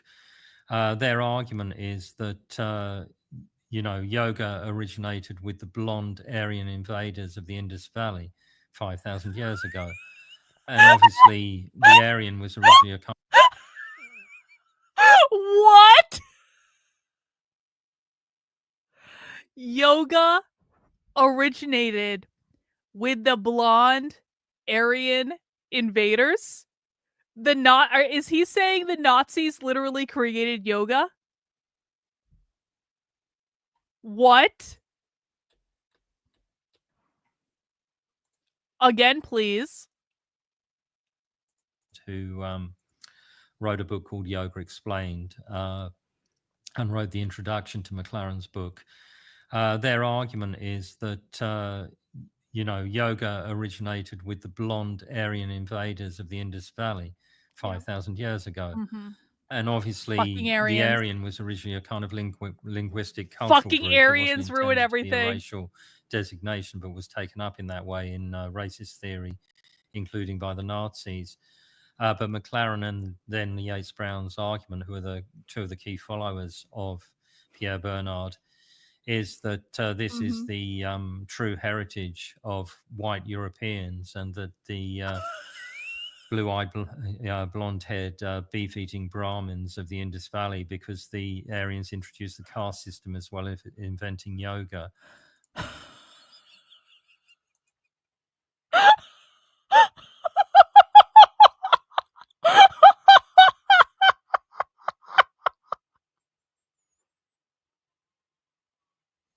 I have to clip this. I'm sorry. We're doing the clip thing again. I have to clip this. I have to. Is this guy for fucking real?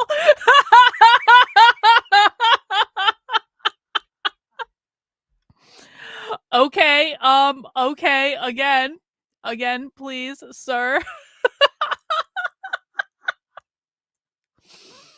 You never know what you're gonna get with the far left. Is this guy for real, or is he literally just making shit up? He's like a provocateur, so I can imagine he could make shit up. Journal of the International Tantric Order, which Bernard ran. There's a lot of its citation rather than Bernard's original writing, but there's references to the Aryan origins of yoga. And then in McLaren and also Francis Yates Brown, who was another follower of Bernard, who wrote a book called Yoga Explained. Hang on, I'm going to go back a little bit further than that. It's unconscious and accidental, but with others, it's quite deliberate. Mm. So if you go back to Pierre Bernard, who didn't really write a huge amount himself, but his followers, such as Hamish McLaren, wrote Eastern Philosophy for Western Minds, and he seems to hold the same views as Bernard. So when you look at the What We Believe dates from about 1906, although there's no sure dating, the Journal of the International Tantric Order, which Bernard ran, there's a lot of its citation rather than Bernard's original writing, but there's references to the Aryan origins of yoga. And then in McLaren and also Francis Yates Brown, who was another follower of Bernard, who wrote a book called Yoga Explained, and wrote the introduction to McLaren's book. Their argument is that yoga originated with the blonde Aryan invaders of the Indus Valley 5,000 years ago. And obviously, the Aryan was originally a kind of linguistic cultural group. It wasn't intended to be a racial designation, but was taken up in that way in racist theory, including by the Nazis. But McLaren and then Yates Brown's argument, who are the two of the key followers of Pierre Bernard, is that this is the true heritage of white Europeans, and that the blue-eyed, blonde-haired, beef-eating Brahmins of the Indus Valley, because the Aryans introduced the caste system as well as inventing yoga. They invented the caste system to maintain their racial purity. They invented yoga and it's Aryan. And in actual fact, McLaren is very explicit on this. Yoga is a superior form of spiritual culture for white Europeans, precisely because it is Aryan and Christianity is not, because it's Semitic. And he is quite anti-Semitic in that book as well. So in those kind of terms, I don't think that is accidental. I think that's quite deliberate. Later on, you have figures who may have kind of expressed anti-racist views, but they also reproduce some of these views and quote people like Yates Brown. For example, Harvey Days in the book, he is explicitly anti-racist in some of his writing and explicitly anti-Nazi. But at the same time, he goes along with this myth of the Aryan origins of yoga. And again, it can be tied back through Blavatsky. That's enough. That's enough of a clip. That's enough. I'm going to sort that one out later. Oh my gosh. I don't even know what to say to that. The Aryans created yoga, and the Aryans created hierarchy. And therefore, and the Nazis liked hierarchy too. And the Nazis also probably did yoga. And so yoga is fascist because the Aryans created yoga. And then later on, the Nazis used the word Aryan at some point. And therefore, ergo, yoga is fascist. Yoga is... Yes, he literally fucking said yoga is Aryan and Christianity is Jewish in the same fucking clip. That was the best part.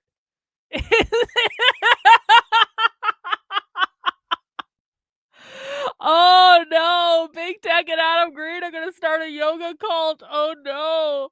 Oh no, it's over. No more weightlifting for them. No more burpees or whatever the fuck. No, they both have to do yoga now. It's the law. Even though Big Tech no longer has blonde hair because he lost all his hair for, whatever. He now has to do yoga. It's the rule.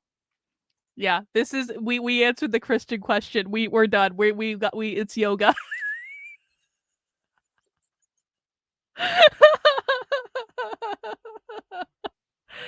You never know what you're gonna learn. You never know. Yeah. Thanks, Kristen. Appreciate you. Appreciate it. Thank you. I'm gonna buy a beer tomorrow with that, Kristen. I feel like I've earned it. Yoga is the future.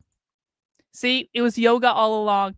We've been worrying about paganism. We were like, oh, maybe we all just become witches or whatever. We do a human sacrifice here and there. No, it was yoga all along. Yoga introduced by the Aryans, but doesn't like Christianity. Sold.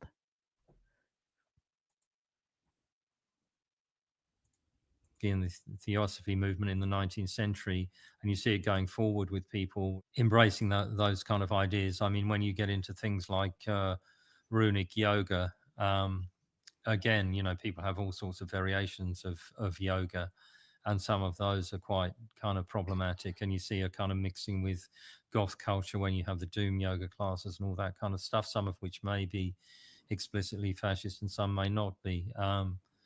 But yeah, it's not purely accidental. I think, if you think of it in terms of fascist metapolitical strategy, it's some people using those ideas to draw others in who may not be as conscious of what's going on.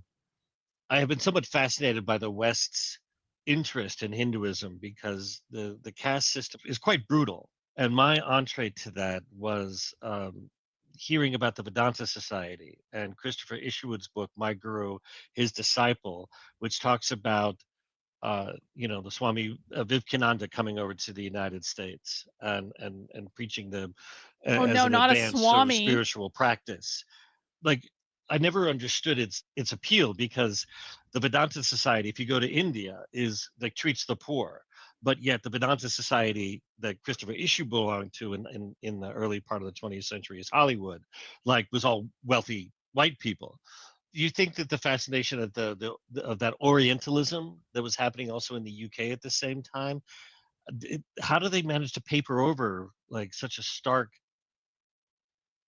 religious belief with these kind of racial purity ideas, especially amongst the racist upper class in England?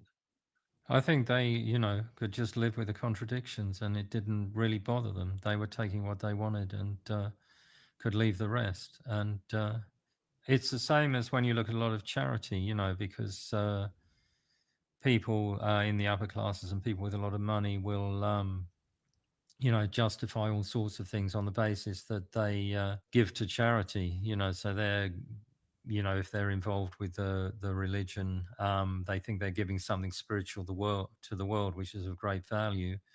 And the rest of what they do isn't really that significant. It's hard to know how much people actually believe this and how much it's conscious manipulation. But when you look Yeah, at how did charity, this is people a deciding to great give out. question. How did Adam not see this? We had the answer in front of us the whole time. Yoga was created by blonde Aryans who hated Christianity and were also anti-Semitic, and the Nazis also liked yoga, which makes it also fascist. And we had the answer right in front of us the whole time. This is why we watch Socialist, guys. You find out so many interesting things. Crumbs to the poor. And don't. Yeah, the poor white women actually who have do a yoga right are to, Nazis, literally. The world's resources, the same as everyone should have an equal right. But I think it's reflecting that same attitude. Absolutely. A lot of those rich upper class people are kind of bored because they don't need to struggle to get anything, so they just look for something to fill a hole in their life, and whether it's Orientalist religion, which bears little relation to the religion as it would be practiced in India, and also Vivekananda reconfigured a lot of the Hindu beliefs. Yeah, at the end of the namaste, 19th century, fascists. probably Should I to make make them more appealing to. Should I make a T-shirt that says "Namaste, fascists"? That's actually kind of funny. That is a funny T-shirt. I got to get back in the merch store. I've got so many T-shirts I need to put in the merch store. I'm thinking about changing the name of my merch store. I'm thinking about changing the name of my merch store because I'm so turned off by the word woke right now. This is why there hasn't been a merch store update in a while. I'm thinking about changing the name of my merch store because I'm so turned off by the word woke because James Lindsay has just destroyed the word woke. And I mean, I like the name, the Unwoke Art Store. Like, I like that. But it's also like I hate the word woke now, and like I have a visceral negative reaction because James has just completely fucked it up and made it meaningless. And so I don't want to be associated with it. So that's like I'm having an existential crisis about my merch store. I'm having and I've always thought about changing it to like the Red Menace Co-op or something like that, kind of keeping with the whole Red Menace theme. Red Menace Media is the name of my for-profit company anyway.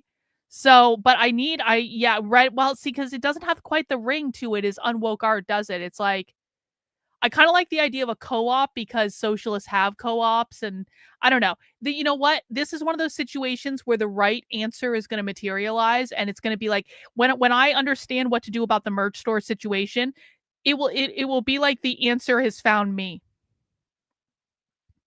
Red Menace merch. Red Menace merch, maybe.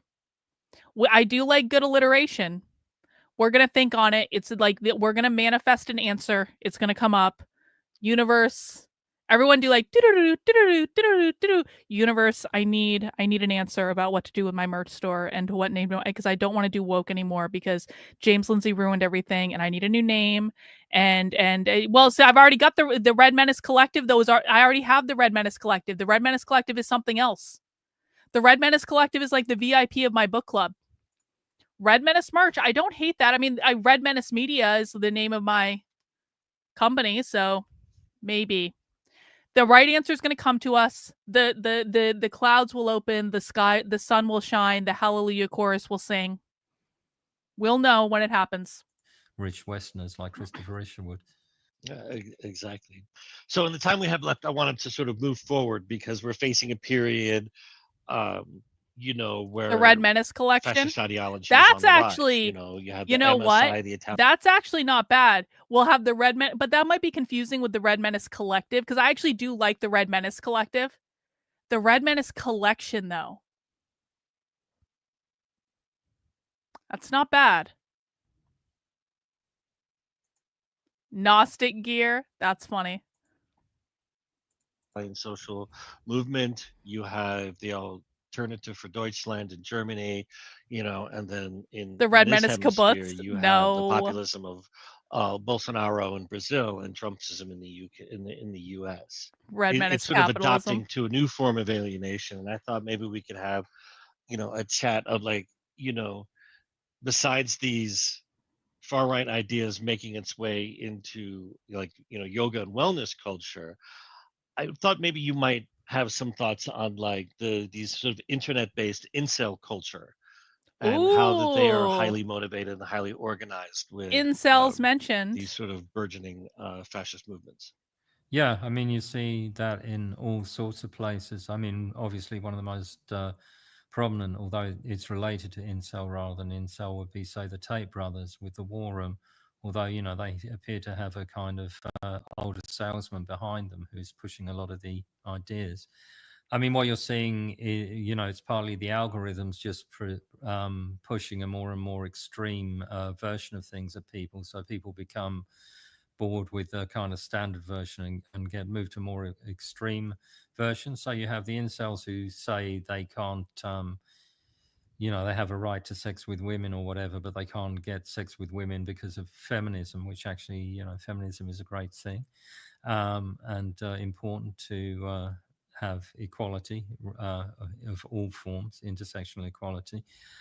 You Intersectional see equality, this kind of obsession which with isn't equality at all. It's equity. literal violence and evil. Not that I necessarily believe in evil as in any kind of religious way, but you have, say, the occult gangs, whether it's in Haiti or in South Africa, who have mixed elements of African religion with Western esotericism and Satanism.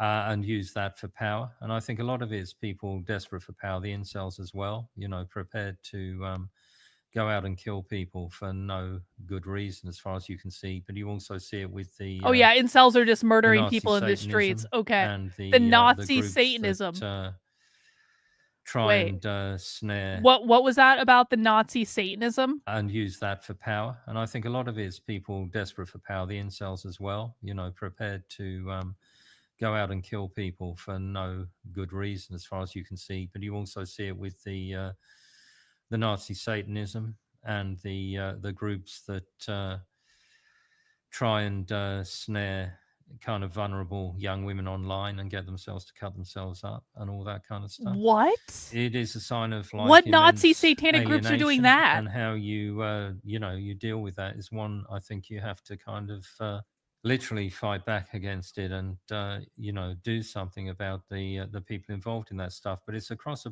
broad spectrum of kind of movements. You know, it's into gang culture, and you are seeing, you know, what are turned devil gangs or occult gangs, alongside the kind of Nazi Satanists, which comes out of groups like the Order of Nine Angles, and the kind of feeds into all the now accelerationist neo-Nazi terror cells. And you're also seeing quite a split between a gendered split politically, with younger women tending to go more to the left and with the ecological issues, and younger men more to the right. And also, apart from Orientalism, being attracted to traditionalist Catholicism. Is, I don't know if you've noticed how big that's been lately, but that's quite a trend. You know, what we need to do is attack the basis of this, and you know, there's such a hybridity, and fascist culture has always been changing and hybrid and adopting elements of leftist rhetoric so that it sounds liberationist without being so. That's what I'm doing. But exposing those I'm kind of roots. So when satirizing you go back the communists. of, you know, the esoteric Hitlerism of Savitri Devi or Esoteric Miguel Hitlerism. Serrano, who claimed that Hitler, well, in Davies' case, Hitler was the 10th incarnation of Vishnu or Kalki. So Hitler was a supernatural being who'd come to save humanity. There's enormous parallels between that and QAnon theory, where Trump is portrayed as this kind of supernatural entity who's come to save humanity. So I think what you have to do is deconstruct those beliefs and challenge those beliefs, which seem absurd. So people aren't necessarily prepared Thank you, to Horseshoes. take Appreciate the beliefs it. on. And it's hard to know how much of the, you know, the belief with some people is play acting, certainly among the leadership, and how much is real belief, which seems to be more with the that is lower real. ends Look at of that. those kind of movements. And you know, point out those parallels and point out where those ideas disavow come those from. I mean, guys. there's no evidence of a direct transmission of the esoteric Hitlerism into QAnon, but we don't know everything about the origins of QAnon anyway. But it doesn't matter. But you know, to point towards, I feel like someone needs to make a documentary about QAnon. Has anyone made a documentary about QAnon yet? I want a documentary about the whole phenomenon. I want a documentary about all the moms that went crazy and all the single women that went crazy and started spending all their time with QAnon and discussing QAnon all the time and being in the message boards just waiting for the next QAnon drop. And I want to follow them through like the election in 2020 and all the crazy shit that Sidney Powell and Lynn Wood did. Do you guys remember? So Lynn Wood was one of Trump's lawyers and he was a psycho.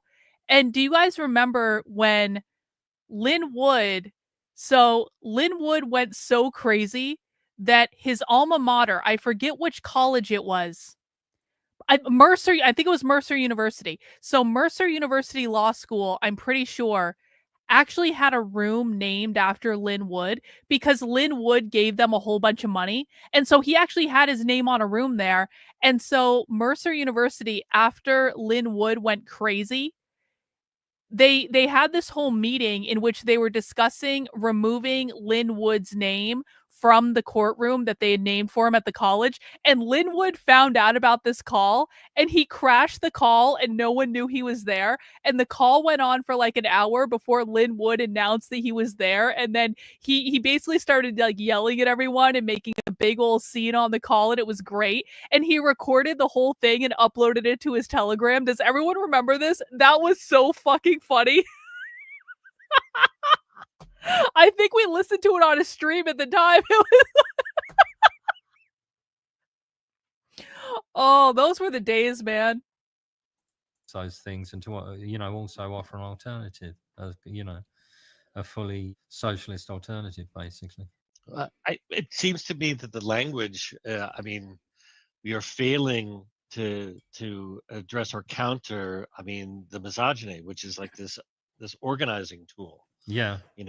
I want to and hear that how again too. with We that should go as back sort and of find a that. baseline, this That was resentment, so great. and how that it's making these individuals, more receptive, like far right and anti-democratic political projects. This control issue.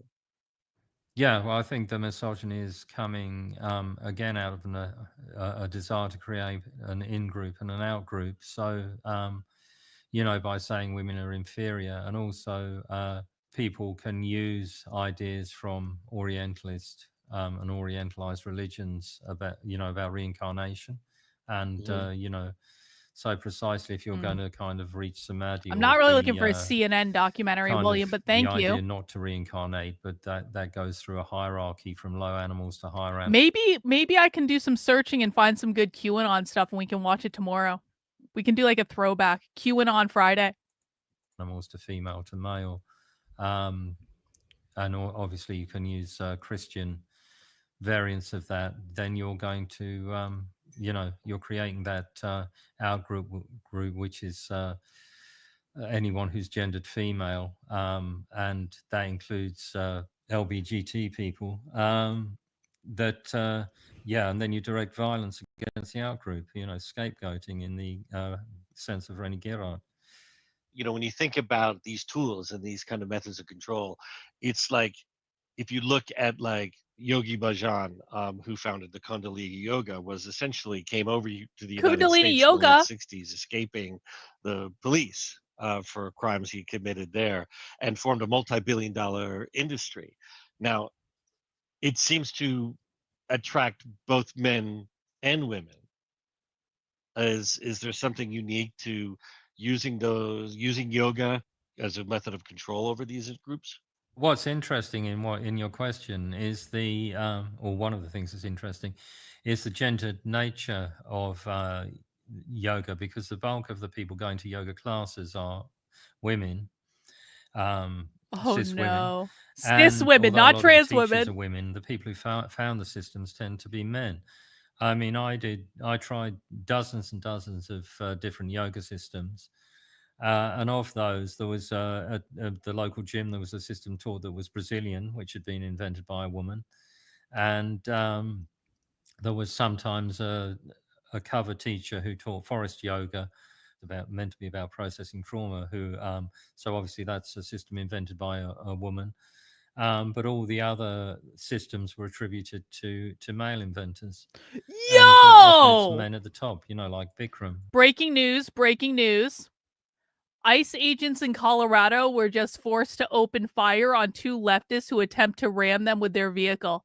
The left is getting psychotic, man. There's going to be violence. I swear to God, people need to be like, don't go to leftist things unless you're going to be careful and you're going to be prepared, because leftists are getting insane, and they are armed, by the way. And so they just tried to hit ICE vehicles with a car. Why aren't it is bizarre to me how, listen, I know conservatives have the attention span of like a gnat, but it is bizarre to me how the left is constantly attacking ICE every single day. The left is still attacking ICE facilities. The left just tried to ram ICE with their car. They tried to shoot them a couple weeks ago, and no one in conservative media is covering this. Why isn't conservative media covering the attacks on ICE all the time by the left? Because deportations are supposed to be one of the main things that the right wants, right? I would really like more deportations. Can everyone have more deportations? I think that's a really good idea. Do you know what's preventing there from being more deportations? The fact that the left is constantly attacking ICE. That's real. The left is constantly making things harder for ICE, and then ICE gives up and they go away and they go to another place and all this stuff. And it's all this stuff. And it's like, why aren't you guys covering that the left is literally attacking ICE like all the time? They covered it for like a couple weeks, so that was it. Because God knows it's not still happening unless conservative media is talking about it, guys. The right is controlled opposition. It's true. You will come across male yoga instructors, but the vast majority are women. The people at the top are men, which is curious and reflective of a kind of misogynistic culture that we live in. So are these women leaders, are they buying into this patriarchal control? To some degree, some of them are. I mean, the first yoga teacher I went to was an Anusara yoga teacher, following a style invented by John Friend in America. People can buy in and buy out. When the sex scandal around Friend broke, which was certainly not as horrendous as some of the others, and also the fact that he'd played fast and loose with the superannuation of his employees, this was in 2012. She stopped teaching Anusara yoga. She carried on doing some yoga teaching. But she was mixing in Tai Chi and other stuff, which you'd also find in other systems like monks invented by Jonathan Monks, but that wasn't what she was using. But eventually she retrained as a Pilates teacher. Which gives us our takeaway, try Pilates, although try weight training. So yeah, but to some extent, I think Pilates, she also spent a lot of Nazi. money training in Anusara, precisely because it was very fashionable at the time she decided to become a yoga teacher, I guess, and bought into the kind of myth. He had the Wiccan Coven as well, was part of the scandal, doing nude rituals, of which he was the only male member of the Wiccan Coven, formed from some of his top kind of people in The his Wiccans yoga also organization. responsible. And Everyone's having, responsible. employees receive packages of drugs for him and stuff like that on top. So he was prepared to put them at risk. Well, one of my favorite true crime books is called Monkey on a Stick, and it's about the extension of like Ishkan consciousness, or the Hare Krishnas in the United States, and after Prabhupada died. And so they're all gangsters. I mean, like, we're talking like trunks full of automatic weapons, satchels of cocaine in the safes, and how they were using the veneer of Hinduism and meditation to like hide this venal criminality, in the sense that they were building this at one time in the 70s. They were going to build this sort of Hare Krishna temple in West Virginia, and they were burying the bodies of their enemies and like vanquished drug foes in the cement that were the foundations of these buildings. I mean, like, the list goes on.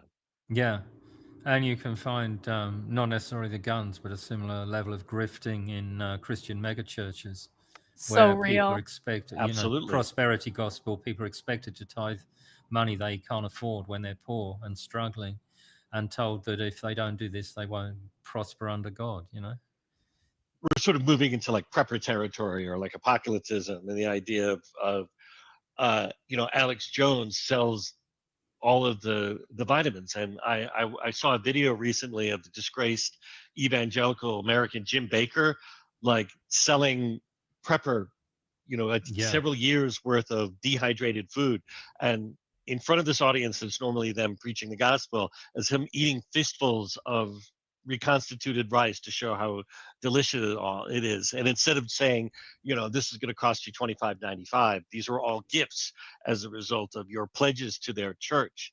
But I can only imagine that the food must be dreadful. But I mean, we all know, based on the trials of what happened with the Connecticut shootings, like how much money is being made with these prosperity gospel types, or these apocalyptic preachers. No, and it's the scientific evidence is actually against the supplements having any real value at all. You're better off just eating a healthy diet without a lot of processed food. You don't need the supplements, and there's a whole history of that. I mean, I go back in the book to James Lee Richardson, who wrote yoga books and did a yoga mail order course as Desmond Dunn. And, he was also publishing things like the UK edition of Fate. So you have all these stories about UFOs and other nonsense. but was making a lot of money from his health crafts firm that sold supplements and, promising all sorts of wonder cures from you don't know quite what he was putting together. I mean, Vice also tested Alex Jones's supplements, and while they were whatever it was, 4 times more expensive than the average supplement, they actually had weaker ingredients, so they were going to do you even less good than the supplements that you actually don't need to take anyway. But it's a con. But like by consuming these products, I think you're part of that, of their culture. You're on the inside, Exactly, which yeah. again is that sense of belonging. So I guess my last thoughts, given that we're talking about these books, I loved how in fascist yoga, everyone seems to have a book. I mean, you go through it, but as our shared interest in anomalous information, I thought we would talk about Indra Devi. And most people know her through, you also referenced the book of Michelle Goldberg's Goddess Pose. However, Debbie's book, Forever Young, Forever Healthy, was published by education publisher Prentice Hall in the early 50s. Yet little did we know that Prentice Hall also had this totally bizarre Parker imprint that published things like Walter Laney's Ultra Psionics, How to Work Miracles with Limitless Power of Psychoatomic Energy, and my favorite, Anne Bodenhammer Martin's Metabionics.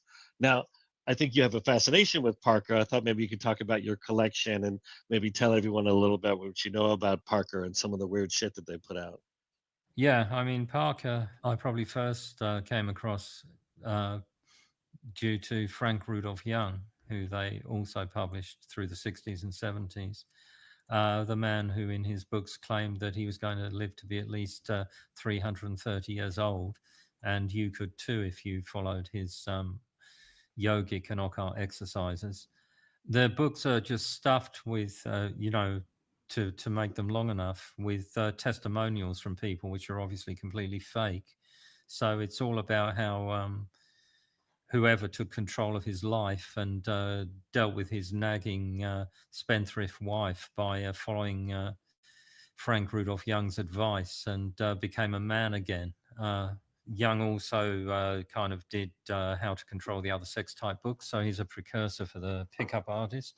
But Parker, they used this style of having these testimonial stories scattered through the books, including Indra Davies and Frank Rudolph Young's. But there's just hundreds and hundreds.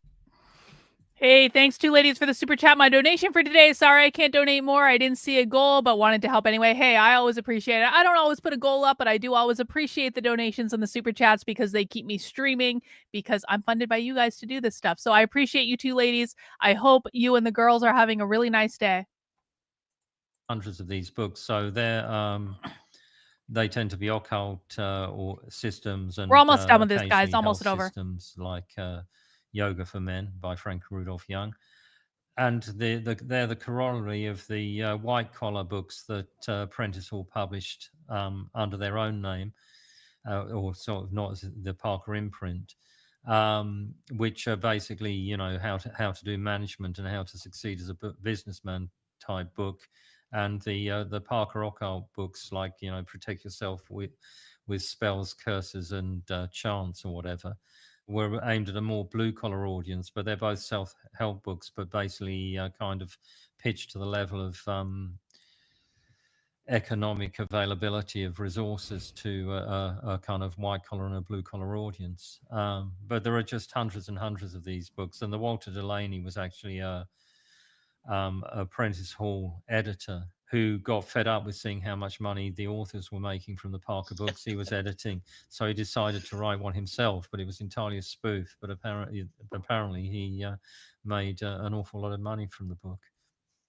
Well, Stuart, I mean, really appreciate you coming in to talk to your old friend. Hey, Ray. About this Being a book, member, and I'm I really glad appreciate that it. you published it with Pluto Press, because I really am enjoying this kind of connection to the work that we did together in the past, and then seeing how your scholarship has deepened and developed and have written, which is, I mean, it's just a terrifically interesting and well-researched book. And so it's been a pleasure to work on this project and speaking with you here today. So thanks very much for joining us. All right. No, I mean, it's been great working with Pluto. And, I actually ended up. All right. We don't need to kiss the ass of Pluto Press. Pluto Press is a socialist book publisher.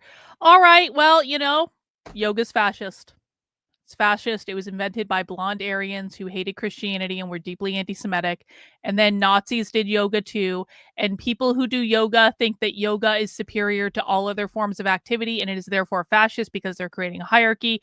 And what did they say? People who do yoga also don't usually believe in traditional medicine. And therefore they're fascist because they're anti-vaxxers. So, you learn new things every day. Yoga's fascist, therefore I probably need to start doing yoga again. You know what? I am feeling a strange calling to do yoga. I used to do yoga every morning.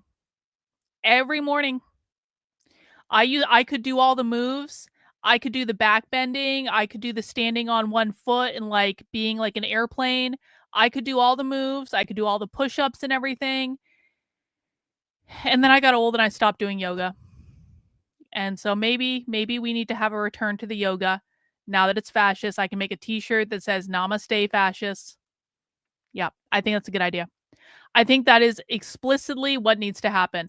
All right, guys, that is going to wrap us up for today. But as always, in between streams, you can head over to my Substack. That is Karlyn, KARLYN.substack.com. Check out the clip I did on Towards the Queerest Insurrection. Check out the stuff I put up from the live stream we did yesterday. We were talking about all sorts of stuff having to do with the socialists and all sorts of things. And so I'm always posting new clips and content over on the Substack. And so that is the very best place to subscribe. If you appreciate the work I do exposing and decoding the radical revolutionary far left in America, sign up for a membership, $8 a month, $80 a year. Downward dog whistle. Wow. Yep. I'm gonna have to make a Nazi, like a person in a Nazi uniform doing the downward facing dog, and we can write on it downward dog whistle. Nazi yoga. All right. I will be back tomorrow. Tomorrow is Friday. Happy hour is on Friday. And so what should we watch for content tomorrow? What good kind of drama content has come out this week? Does anyone know? I don't want to watch Candace again. We watched Candace last week. Does anyone have any suggestions for what we should watch for happy hour tomorrow before we conclude for the day? Usually for Fridays, I like to watch something lighter, like a piece of content that like is like a debate or like a more pop culture thing, or something controversial, or something we can make fun of. Does anyone have any suggestions? What content has come out this week? You guys all watch more content than I do. No one has any suggestions. What is going on? I feel like we're on a dry patch through the summer. Maybe I'll go back and find those QAnon documentaries. We can relive the glory days of QAnon. Yeah, I don't know. Well, we can't watch They Live on YouTube. They Live is an amazing movie. We've watched it for movie night before. We can't watch that on YouTube, though. I can't just play They Live on YouTube and call it a day. Yeah, I don't want to do anything about the fucking genes. I did a clip about the genes. I did a fucking short about the genes earlier, the Sydney Sweeney stuff. And it lowered my IQ exponentially to see the comments on that clip, and I just don't want to do it. The declassified documents, Has John Doyle done anything interesting, though? What has John Doyle done recently that's interesting? There's nothing to watch. We are in a content drought. Maybe I just need to start fighting with big tech again. Like the big tech fight didn't last long enough. I feel like there was so much more content to have from the big tech fight. See, but we had Adam on the channel yesterday. I feel like we had a live Adam sighting yesterday. I mean, I feel like we've already done that this week. What a shame. Could have created so much content fighting with big tech. No, he has to decide he doesn't want to fight anymore after he said I channeled a demon or whatever, or he channeled a demon. I don't even know anymore. We could watch Hormaxer. I don't want to watch Hormaxer. I don't want to do that. Don't do that to me. Why would you do that to me? All right. Well, everyone give it a good think. And if anyone If anyone, no, we are not listening to the CQ spaces on YouTube. That is not happening. I am not losing my YouTube channel over the CQ spaces. Yeah, it is too bad that Andrew Wilson's a pussy. That's really too bad. It was so disappointing. I mean, that was kind of an honor, though. I wouldn't say Charlie Kirk got lampooned. Charlie Kirk got like an honor. Like being portrayed by Cartman on South Park, that's an honor. Like, that's an homage. All right. Hey, Donnie girl, did anything actually happen in Hawaii? Did you guys actually get a tsunami? I was waiting up all night. I was like, where's the fucking tsunami? I was waiting. I was watching the live video. I was glued to it. I was like, where's the tsunami? The tsunami's going to come any minute. And it feels like guys got like a little bit, but it didn't really seem that bad. Anyway, everyone give it a good think. If anyone comes up with any ideas, let me know. Otherwise, I'll pick something out. It may or may not be good, but I'll pick something out. I want to wait for Donnie girl to find out if she got a tsunami or not. Yeah, I was watching the live streams until like late at night. I had them going on I was like waiting. I was like so I was like, we're going to see a big kind of wave coming. And no, there was nothing. It was so it was the most anticlimactic tsunami ever, which is probably for the best. Obviously, we want everyone to be safe and no one to die. But I kind of wanted, I like, there was a part of me when Oprah refused to open her road. Did you guys hear this? Oprah has a private road in Hawaii and it could have actually helped people evacuate. And Oprah refused to open that road. And I kind of wanted to see, if I'm being really honest about it, not that I want anyone to die. I obviously don't want anyone to die. I don't want anyone to get hurt. Like, best case scenario is there was no tsunami, all that stuff. But I kind of wanted to see what would happen if Oprah refused to open that road and someone died as a result. Like,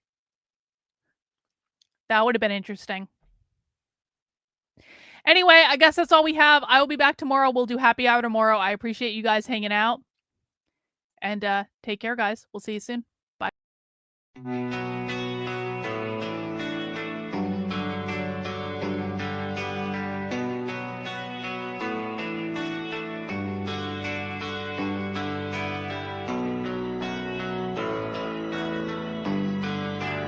How are you feeling? How long have you been here? 3 months, May 17th. And what brought you? That's difficult to answer.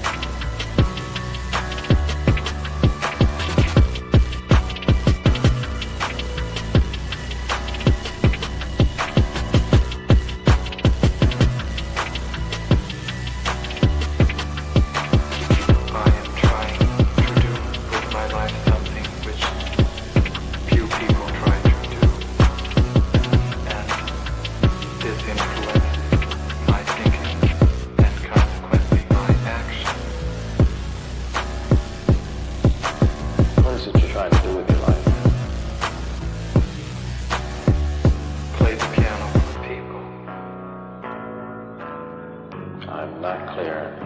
How is it that playing the piano for people has eventually resulted in your being here in the hospital?